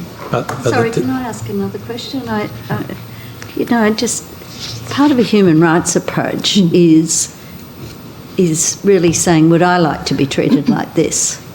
And it's really hard to imagine that I would like to be treated like this. Would you? I mean, would you like to be treated like this? That I think it's your preferences are not. You can't even articulate your preferences. Yeah. That there's no requirement, except for someone else who may not be the person you've chosen, but almost certainly won't be the person you've chosen, will be said to articulate your preferences. How's that compatible with the human rights approach? I think that the system is certainly limited by the opportunities that service offers that are available. I think that, and this is not something new to our consideration, it will certainly be part of the way in which we review the guidelines that exist now. Families have been very, very strong in relation to these issues. The difficulty around the needs of people with very complex needs is how we reach consensus in relation to filling a bed, a much needed bed within a service. And as the Commissioner said earlier, I think it's people are making decisions based on what's available rather than what they would like to experience.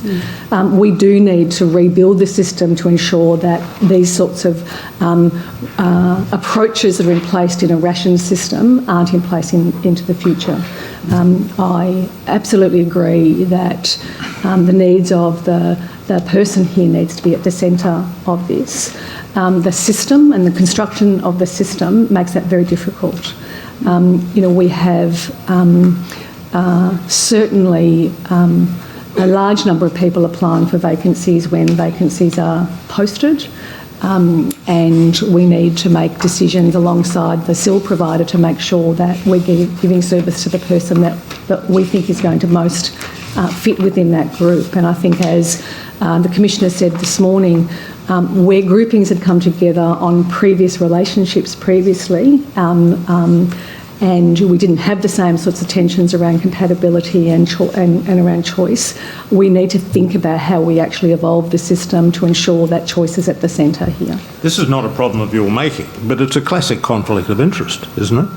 You've got a SIL provider who is directed in some form or another to take account of and represent the interests of residents, and the SIL provider has financial interests in determining maximising profit from the undertaking, and one of the ways of maximising profit is not to accept a troublemaker.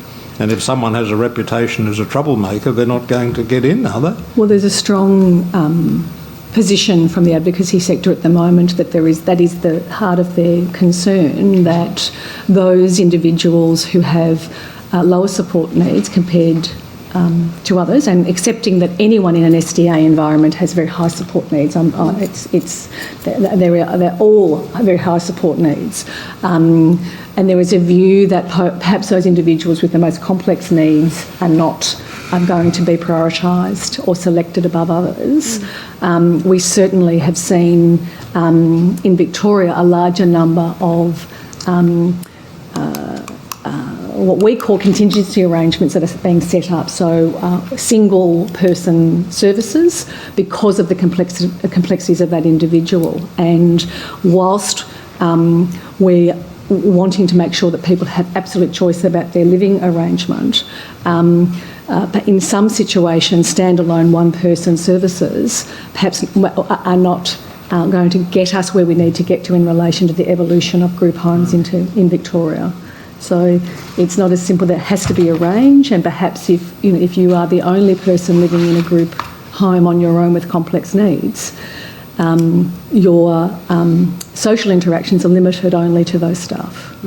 So you have no social interactions even with other people, other residents. So and I think it was referred to as a wicked problem here yesterday, and it is absolutely a wicked problem to ensure that we get the range of stock that we need, but also the range of service offers that we need, because I think we can't just talk about fabric here. We have to also talk about what are the needs of the residents. How do we ensure that the services are developmental in focus and person-directed, and about community participation and about active participation for those individuals, not just a group home.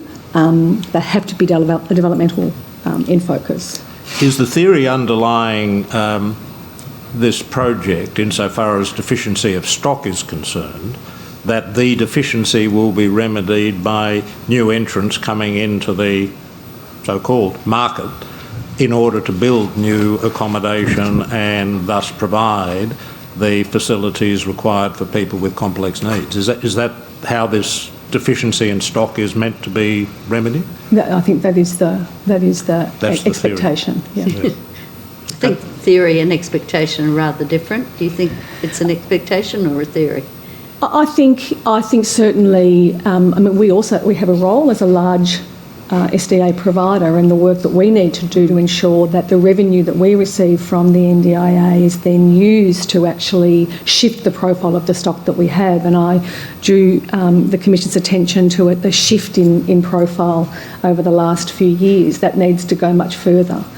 So how are we then closing a number of the larger services and developing services that are more attractive to the needs of individuals? And I take it there's a mixture of service providers. Some would be profit organisations, corporations and so forth. Some would be non-profit organisations, charitable organisations. Again, the NDIA is best place to answer that. But what I know is that we still have a higher percentage in this type of service of non-government charitable organisations. However, there are for-profit organisations that had entered the Victorian market prior to the transition, we will need to see more of those organisations if we are wanting to offer people greater choice, more of those organisations registering to provide services. I think classical economic theory might regard this as a somewhat unusual market, if only for that reason. But anyway, Ms. Toomey, we're currently looking at Victoria, of course, and you've talked about the wicked problem, but I take it this is by no means restricted to Victoria, and we would find the same problem in every other state and territory, and perhaps even worse? Well, I think from my knowledge of other states and territories, they're different. There are similar problems, but there are different problems also. I mean, we have closed all residential institutions in Victoria, accepting the concern about the alternative model of group homes. But that is, we have moved away and stopped having anyone enter a residential institution, even under the significant pressures in the system, back in 2012. That is not the case for every jurisdiction. I think we need to certainly look at other jurisdictions for innovative approaches. There are things happening elsewhere that we need to learn from. Summer Foundation here in Victoria is doing very creative work around alternative approaches, use of technology, single dwelling buildings and the like. So we do need to spend, whilst it's a common problem, it is unique here. We've had individualised funding here in Victoria for longer and at scale than any other jurisdiction. And certainly when that was introduced, we would have hoped to see significant change in the market, in the service offer, but that has been a slow change in Victoria. Thanks. Now, Mr. Harding, if we promise to be reasonably quiet, how long do you think will be needed? Well, at least till 4 o'clock. Sorry? At least till 4 o'clock. All right, we'll be quiet. I promise Commissioner Atkinson will be quiet. And I make no promises about the chair because he's uncontrollable. But I did want to ask Commissioner Atkinson whether you wanted to return to your question by reference to paragraph 92. No, well, actually, yes, thank you. Thank you for reminding me. You say in paragraph 92, and you mentioned it again just then, about incorporating technology to maximise people's independence and reduce reliance on staff support. What does that mean? So I was referring to a work that Summer Foundation did in a Melbourne apartment block where they built, I think, 6 or 7 units, standalone units or flats within a multi sort of medium density block where they embedded within the design use of iPad technology and technology where a range of things could be controlled within the units, but also on-call arrangements and support that was not necessarily in situ but available within the apartment block. So there was sort of on-call arrangements, and they certainly spoke to me at the time about the importance of having much more control about not having someone in the apartment the entire time, but for somewhere for that person to go and to be called upon if they're required. Okay, thanks. Ms Toomey, are you okay if we continue till 4 o'clock, or would you like to have a short break? No, that's fine. You fine? Okay, thank you. Thank you. It was the case under the previous policy that you put into evidence that in order to be a factor for consideration in allocating supported accommodation was that the person had to be compatible with the supported accommodation model. That's correct, isn't it? Correct. And the supported accommodation model had a staffing model attached to it, didn't it? Correct. And the staffing model was based on the notion of a rostering arrangement. Yes. And just the individual residents had no choice over who would be supporting them. Very little choice. Very little. Yes. And in relation to the employees who provided support, as I understand it, you've put the enterprise agreement into your statement. This is the enterprise agreement negotiated with the union. It's at tender bundle 99. And under that agreement, as I understand it, those employees have been transferred to the 5 providers. Is that your understanding? They have. So they remain the department's employees? They do. And you remain responsible for discipline? We do. Not the SIL providers? The SIL providers they have moved to the new providers under a secondment arrangement. They will move to direct employment under a offer direct employment at the end of 2020 through a offer and acceptance process. Okay, but insofar as that doesn't occur, then you've got an agreement that runs till 2022 in relation to those employees. That's correct. And part of the conditions, the working hours conditions in that agreement is that work will be allocated according to a roster. Correct.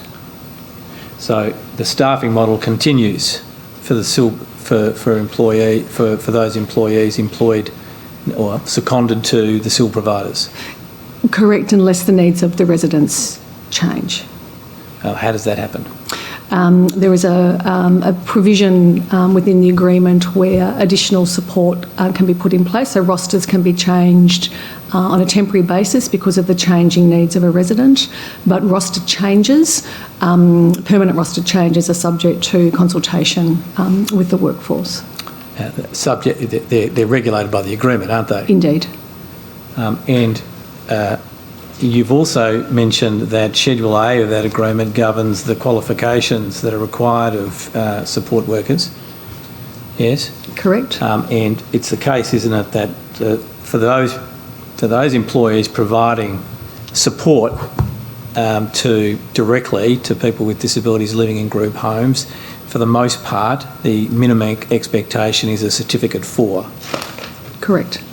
And the agreement says that was judged an adequate qualification. Can you tell the Commission why certificate 4 was considered appropriate?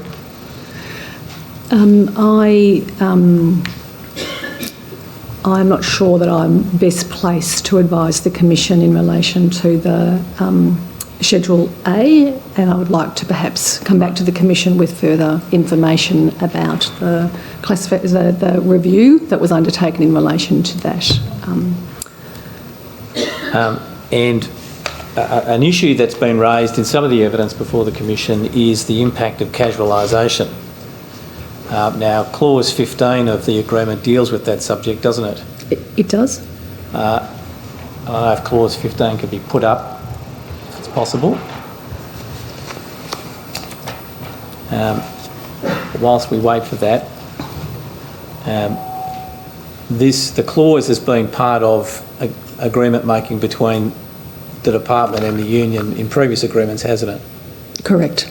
And one of the key features of that clause is a commitment by the department to ongoing employment rather than casual employment. Correct. Are you able to tell the Commission how that is being implemented, given the evidence is that there's an increasing degree of casualisation and that's a problem in this industry?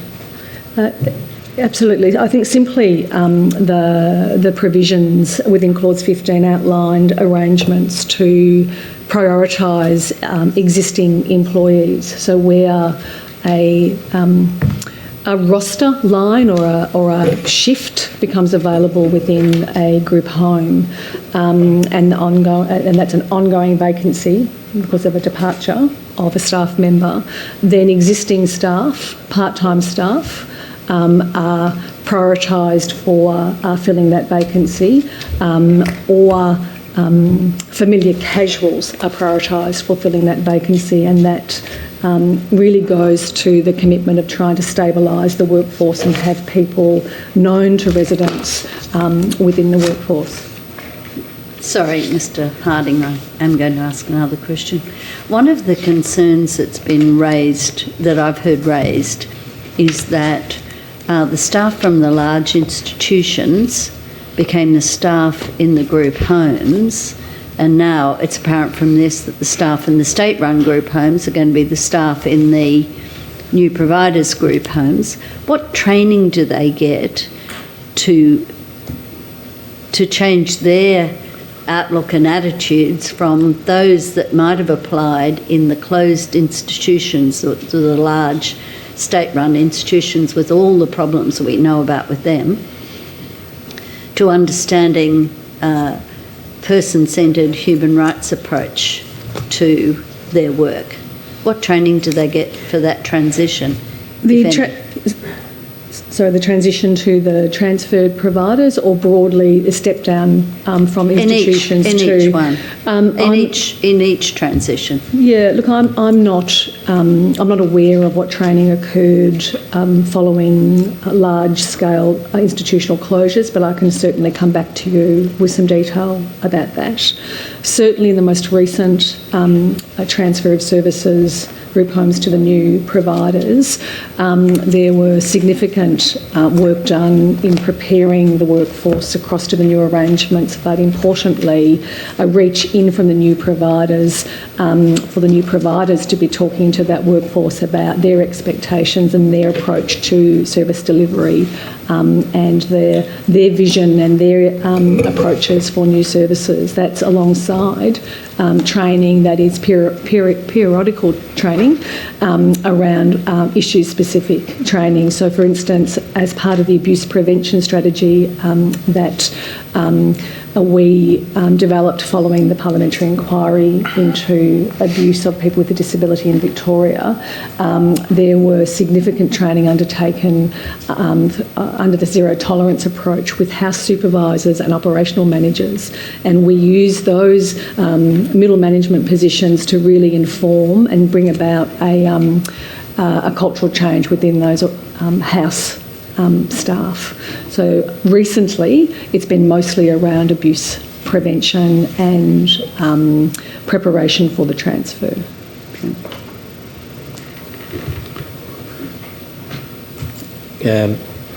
Ms. Toomey,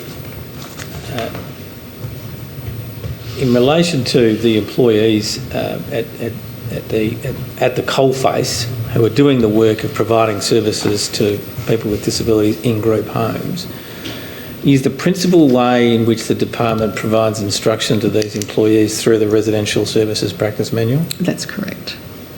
And you've put that into evidence, haven't you, in your statement, and I think is Tender Bundle 82. And so it's in volume 4 apparently of the Tender Bundle. Mm-hmm.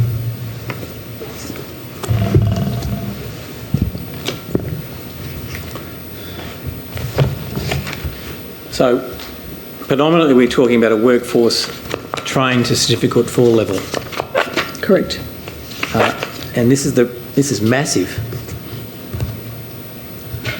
And you expect your Certificate 4 employees to absorb all this material? This is guidance material that is certainly used as part of the onboarding of all new staff and certainly revisited as part of regular training that occurs. The manual, I think, has been developed more as a go-to reference for particular issues. I think you've identified a significant challenge as we put in place more guidelines and more guidance in relation to what is a good service and an implementation challenge when there are large volumes. I think what's important is how supervisors and how operational managers use these tools in the way in which they are having their fortnightly team meetings with staff. There is an expectation that those team managers and operational managers would be working through changes of practice, dealing with some of the new initiatives within residential services and using this as a reference material. Well, how do you resolve those challenges? I mean, you've got provisions in here, for instance, duty of care, which is 1.2, which tells staff that their obligation is to minimise risk. And yet you've also got provisions in here that have supported decision-making, which require residents to be given freedom to make their own choices. How do you resolve the conflict between those two types of instruction with a group of employees who have trained to Certificate 4 level? Firstly, I'm not sure that there is tension between those two things. I think supported decision making is a really important tool that we train to ensure that people are aware. And I think Professor Frawley dealt with this issue this morning in relation to assumed capacity of people with a disability and our role to support them in decisions of everyday life. And it's important that we train to those procedures for our workforce to then be comfortable putting in place what is an active support or a person-centred active support approach that we have in place, a service approach that ensures that residents are at the centre of what they're doing within residential services. But if there is an obligation under the duty of care arrangements to minimise risk, is that an instruction to staff to take active measures to ensure that residents don't take a risk? I think the intent is to ensure that that residents are supported and in a much more controlled way to take risks. I think the challenge we have as we move towards more personalised supports and person-directed approaches is that tension between ensuring the safeguards are adequately in place for someone with complex needs because of their limited verbal communication, for instance, versus, the dignity to be able to take informed make informed decisions about what they would like to do. And I think that there lies a significant challenge for the way in which we rethink about service delivery in relation to group homes, and making sure that people are given treated with dignity, that we assume that they have capacity before it's confirmed the other in relation to ability to make decisions, but the worker should be working with that individual to maximise their ability to be able to make decisions about anything that affects their life. Well, they're complex issues, aren't they? They're very complex issues. It's complex in a circumstance where you've got vulnerable people who perhaps haven't had much in the way of choice in their lives. I think many of the people living, not just in the previous government delivered services, but group homes more broadly, have had very little choices available to them. I agree. And I think our challenge is, as we build or create more service models for them into the future, part of the work that we need to do is also build their capacity to be able to make informed decisions, which is where supported decision making is key. It's correct, though, there's some legislation, isn't there, concerning workers in the disability support area in Victoria, some new legislation, the Safeguards Commission. Yes. And that has some provisions that specify minimum qualifications, doesn't it? Are you referring to the new safeguard? Yes. Yep. I'm not sure that it refers to minimum qualification, other than it refers to, and it's not a piece of legislation that I have deep knowledge about, it goes to setting up a disability worker registration scheme, which was a recommendation of the parliamentary inquiry, and the implementation details are being finalised at the moment to have that commission standing up at the end of this financial year. I suppose what I'm getting to is, what thought has the department given to how these complex issues that you're describing, against the background of the circumstances which people with disability living in group homes have faced, what attention has been given to how that feeds into training for staff who are providing services? I think that that they've certainly been a feature in the way in which we've both reviewed the internally delivered training, but also the way in which we've informed what occurs within the TAFE system in relation to the Certificate 4. So I think that there's certainly been changes in the way the Certificate 4 has been delivered in Victoria since some of the reform activities have occurred within Victoria. So there's been advice from providers. Our service providers are certainly very strong in advocating for changes, as have we been in relation to the training facilities approach. But you don't have any specific knowledge about what that looks like in practice? I don't, I'm sorry. Right.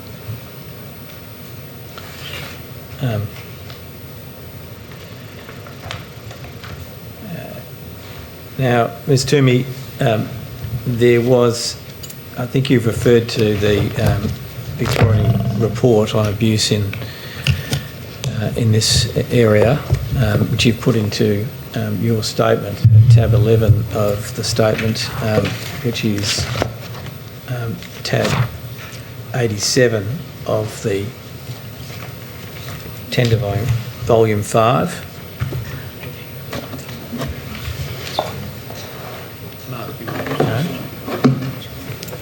That's mine. That's tab 87. Sorry, what tab? 87. Yep.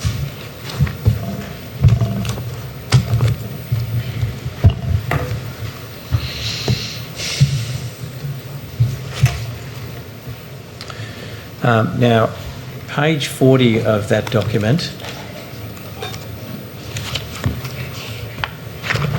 concluded that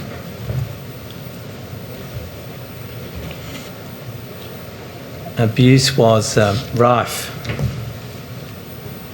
in relation to people with disability, and there was a recommendation of the inquiry that reliable data on the incidence of violence against people with disability be developed by reference to gender, age, type of disability, cultural background and place of residence. And this was said to be in the absence of that data at that time. The record, of course, was 2016. Are you able to tell the Commission what steps have been taken to give effect to that recommendation? We've certainly put in place a range of initiatives within Central Office to better analyse the incident reports that are produced at a service site level. There is currently, however, no national approach to data collection in relation to this issue, but our focus has been certainly on analysis of incident reports. So do you know, does the department know what the incidence is? In relation to reported incidents, yes, we do. And the reported incidents are both major and non-major? There are, so in relation to NDIS funded services, we have no line of sight in relation to those incidents. They are reported to the NDIS Commission. In relation to the state-funded services, we are in receipt of incident reports under two arrangements, certainly under the major and non-major categories. We are reported with the major incidents are reported within a very short time period to the department. The non-major incidents are reported at an aggregate level and form part of our sort of systemic thinking in relation to incidents. Because the Disability Services Commissioner gave some evidence today to say that he only gets the major incident reports. So he gets the major incident reports in relation to up until the 1st of July, when those services moved across to the NDIS Commission. Yeah. He's now getting only reports for the previous government-delivered services, which is about 50% of group homes in the state. Okay. But the department has data that tells us what the incidence is in both the major and the non-major in relation to the services the government in the pre-NDIS era? Yes. As well as the era that we're in, the transitional era? That's correct. It doesn't tell us the incidence, it tells us the reported. Yeah, that's right. That's right. And are you in a position to provide that data to the Commission? I think we've provided some data, but we can certainly take on notice production of any other data.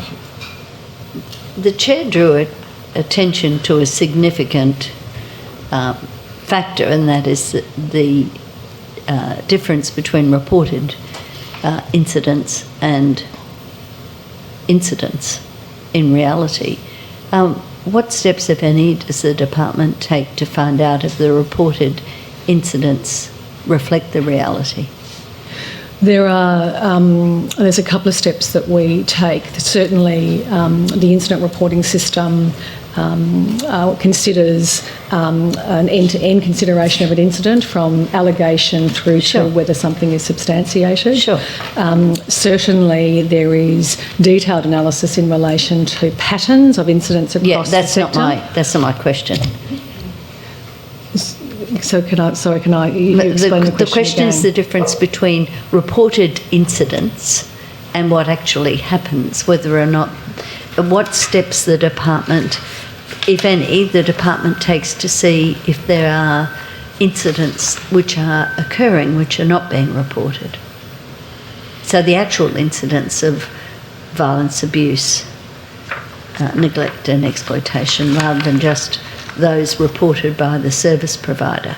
I think that we are more active in relation to group homes than any other service offer. I think, as the Commissioner identified this morning, certainly there is a pattern, there is a high level of reporting that occurs within group homes. I mean, he also made the point that only what we receive. I think that there are a range of audit mechanisms and contract management approaches in place where we are looking at the way in which our funded providers historically were delivering on the expectations under contract management through both independent audit against standards and delivery of standards. We also had within the internally delivered services something called promoting better practice audits, where there were very detailed audits undertaken, performance audits at a house level of the application of the residential practice manual, and not just whether there were guidelines in place, but whether there was evidence that that was actually being delivered according to the instructions within the manual. So I think that's probably the mechanism we used within residential services.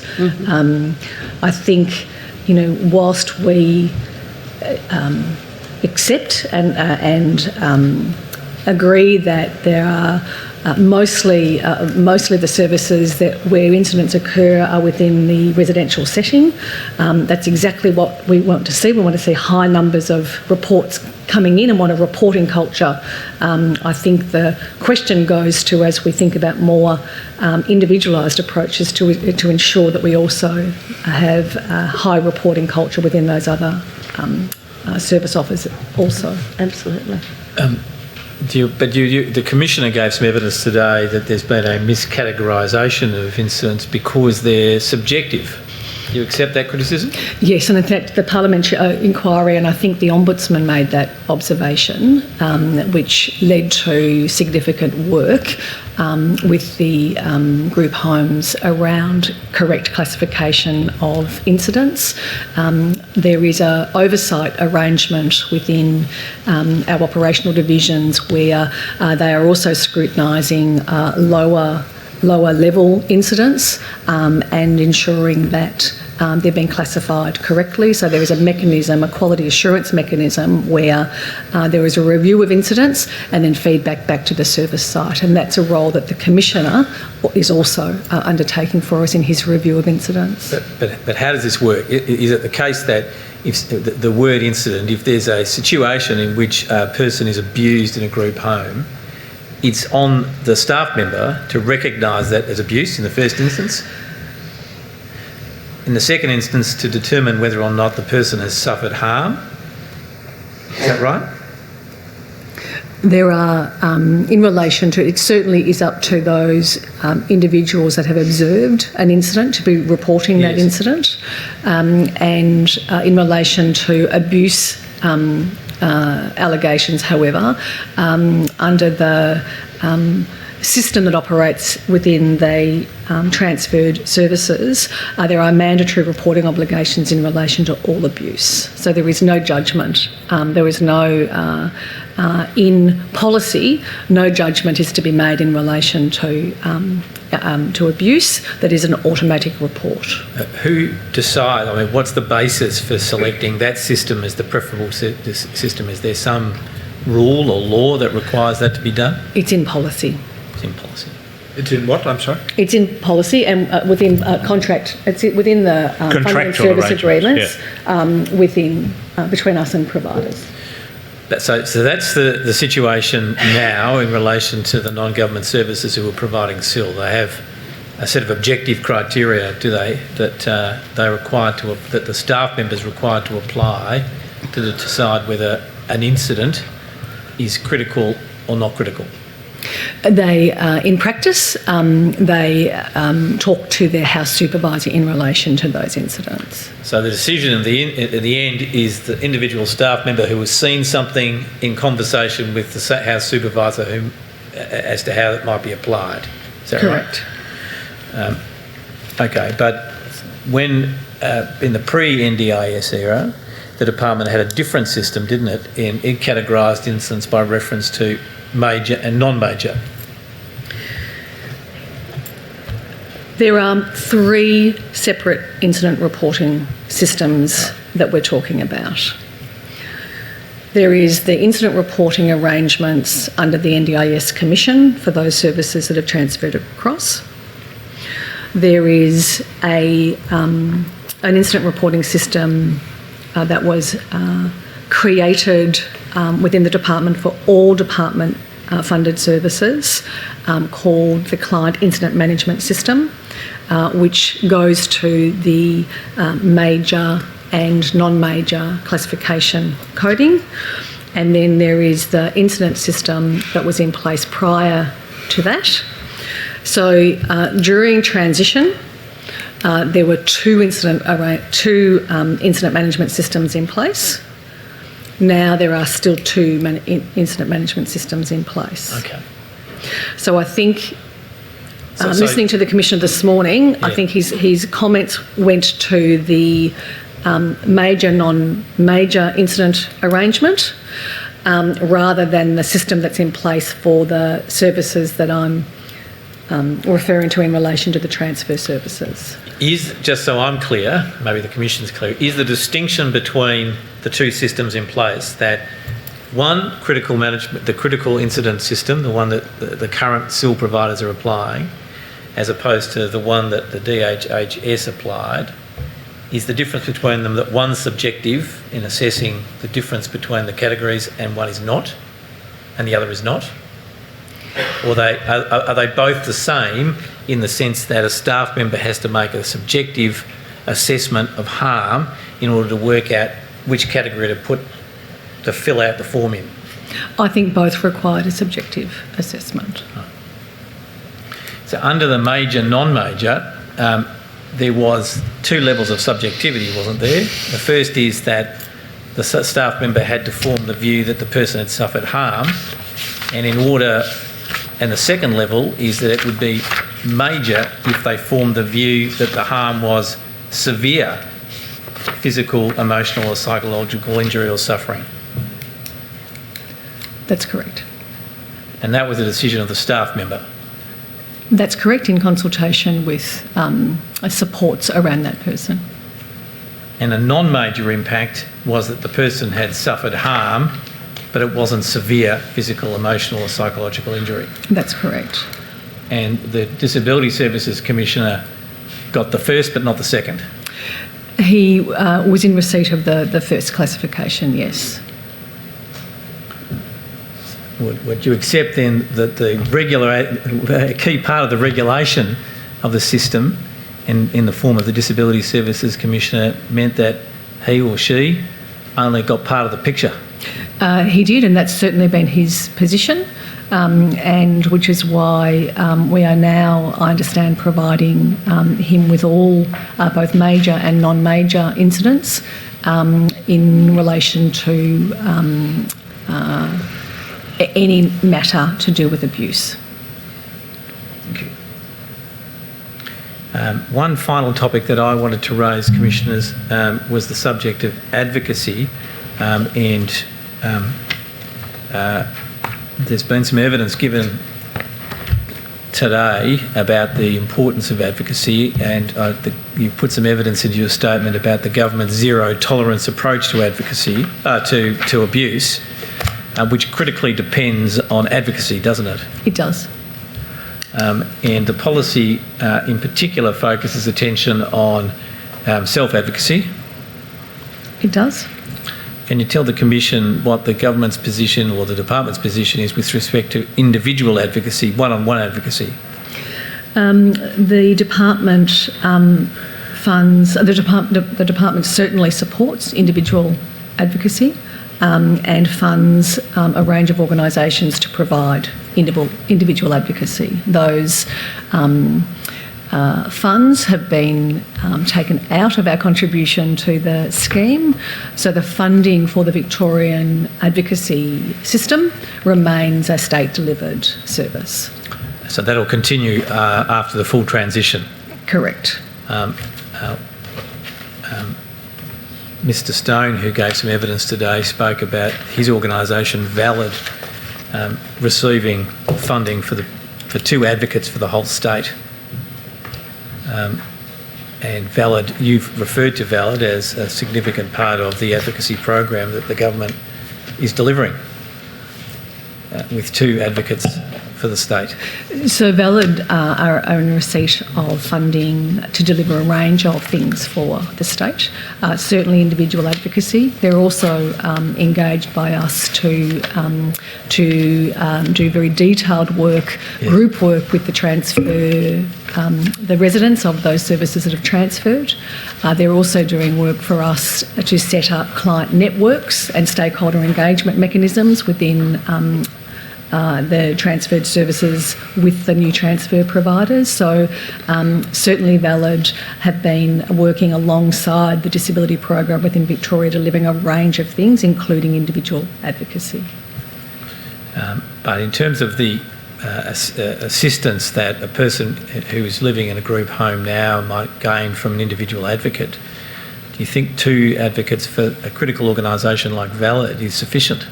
I would imagine that the demand on Valid, as the demand on other organisations, is significant, and it has certainly been significant through the NDIS transition period, which is why additional funding has been made available through the advocacy program.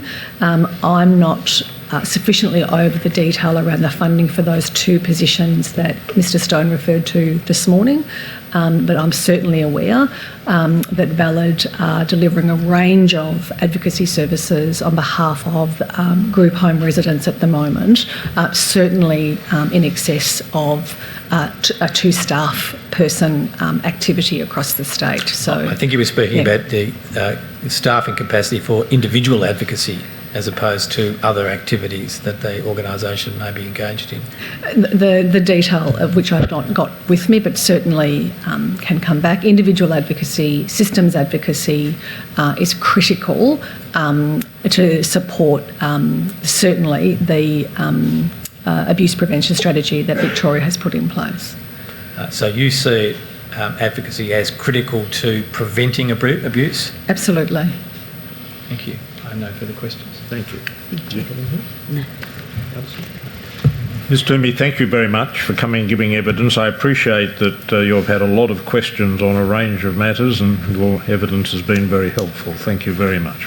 You're welcome. Thank you. Mr Harding, are you able to tell us what will happen tomorrow, or will we only find that out at 10 a.m. tomorrow? I don't want to speak for Ms Eastman. I suspect that you will find out tomorrow what will happen. Certainly hope so. You will. By the end of the day, we'll know. 10 a.m. tomorrow is when it's due to start. In terms of who's coming along, we'll find out in due course. Someone will let us know in due course. All right, well, thank you very much. We'll adjourn until 10 a.m. tomorrow.